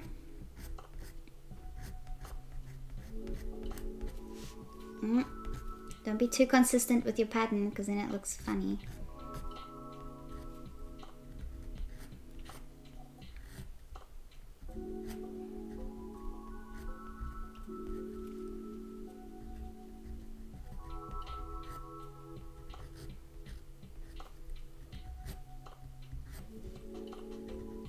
Actually gets quite a bit longer. These ones. So from about here.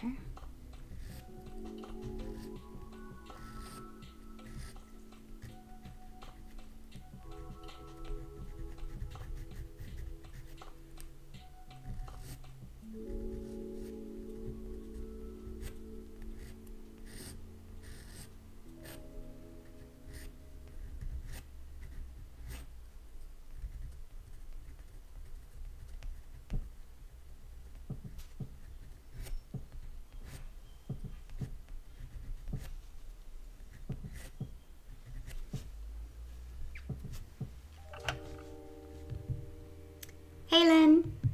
Yeah, so I'm giving away this eye drawing and the PanPastel rose drawing that I did a while back. So that's what those numbers are for. So you can super chat for them if you like.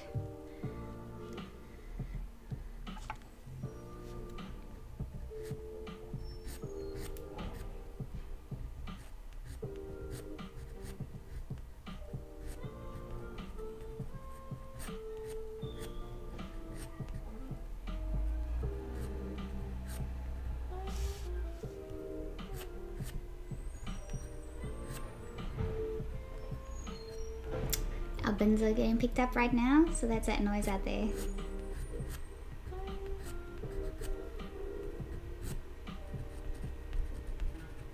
Okay, so now I just want to create some like clumpy bits on some of the lashes just to emphasize the mascara.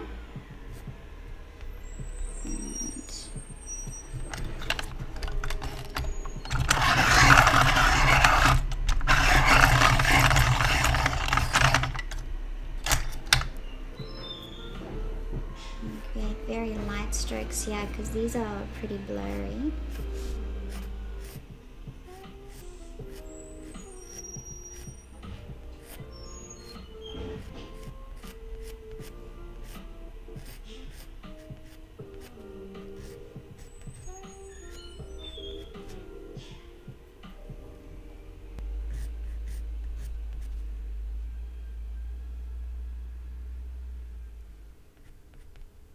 Okay.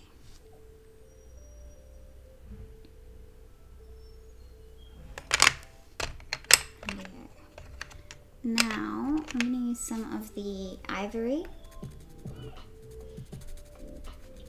Create some textures over here.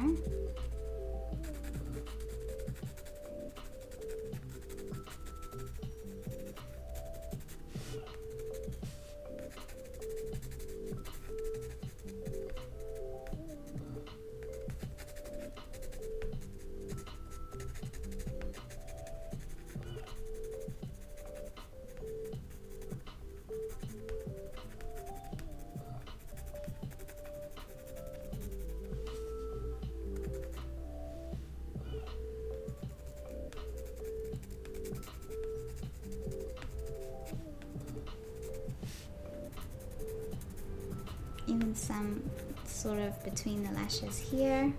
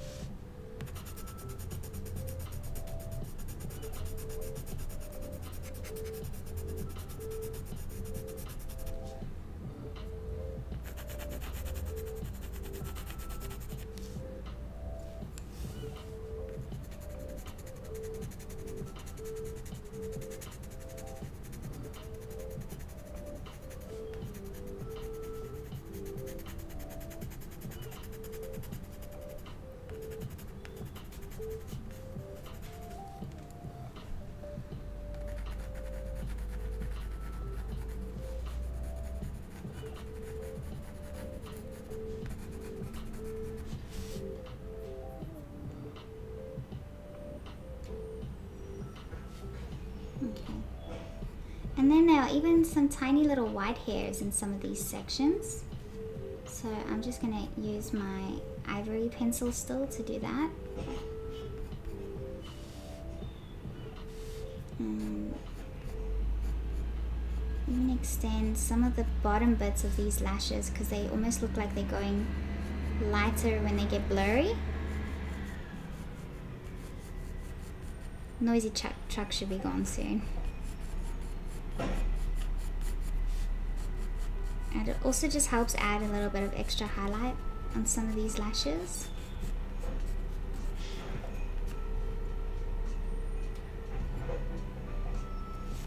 And then even some of these ones too.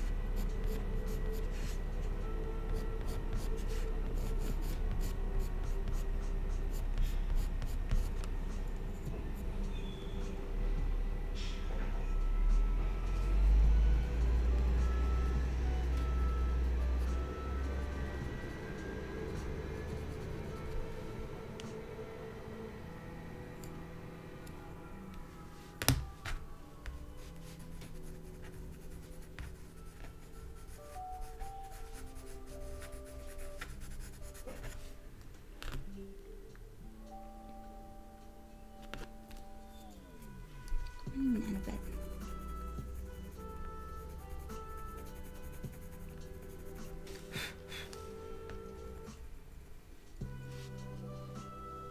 I want to just create a bit of a highlight here to make the eye appear a bit more rounded.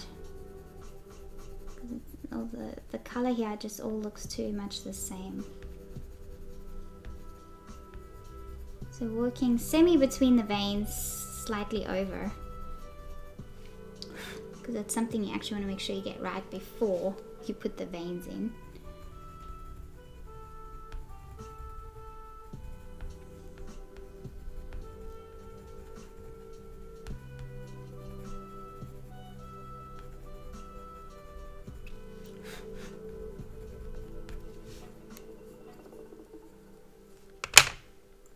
And I think that'd be it.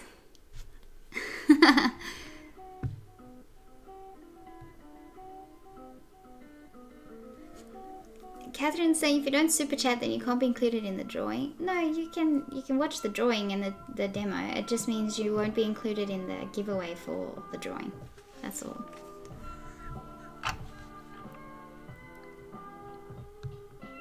So yeah, I wasn't going to. I just decided during the stream now that I'm going to give it away, as well as my PanPastel rose. So there you have the eye. So this is part 2 and this is the whole thing. Actually, I think I'm gonna sign it. Which color shall I use? Let's use, I'm gonna use the Indian red, and I'm gonna sign it right here, I think.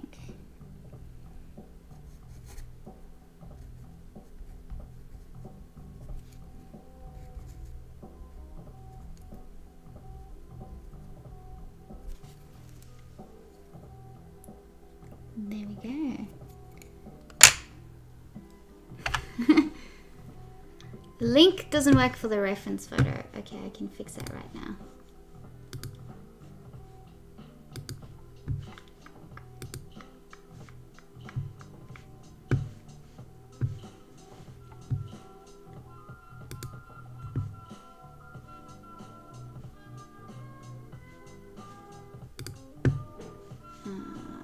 Let's go get it real quick.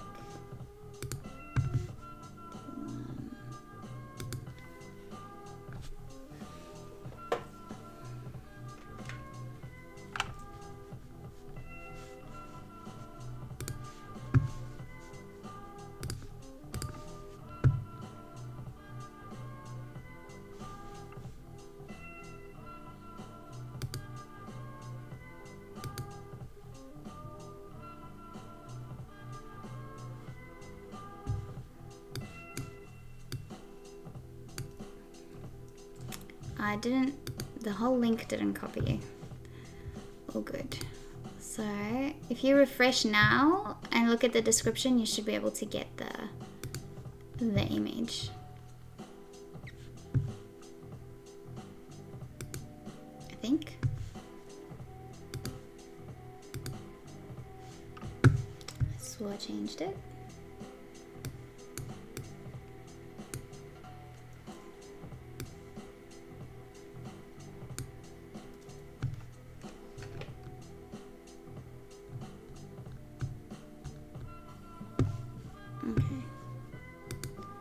Here it is anyways.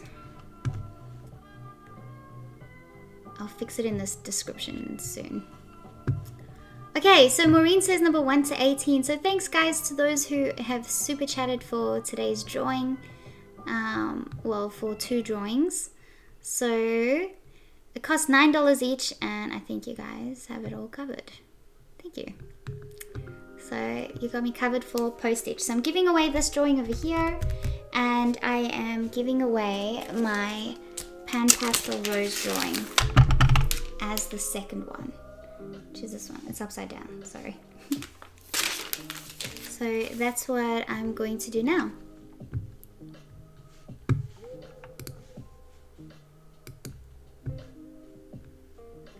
Okay. Oh my god, I'm so proud of this eye. I think it looks insane. So let me sleeve this up again.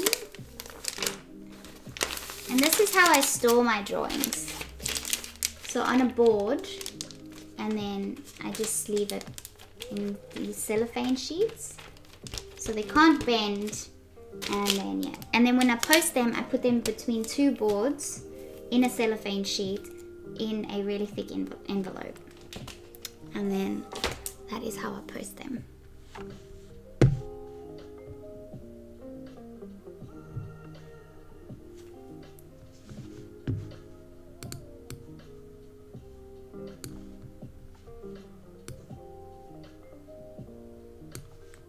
Cool. This way. There we go, that's better. Okay, so 1 to 18. So I'm going to do the giveaway for this eye right now. So let's just randomize it.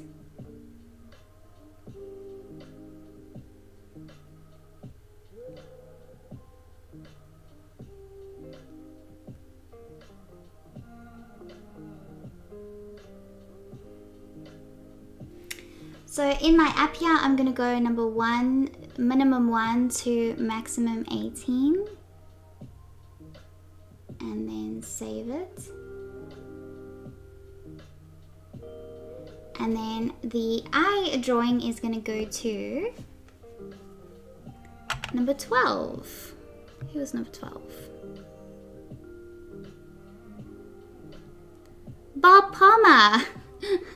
Congratulations, Bob. You get the eye. Well done. Bob is so lucky with all of these. Well done, Bob. You get the eye of the ball. And the rose is going to go to number 16. So number 16 is Sandy Williams. Congratulations, Sandy.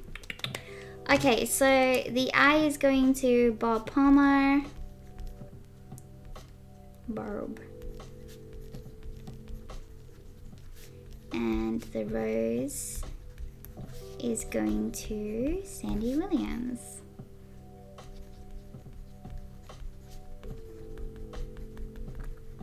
Awesome.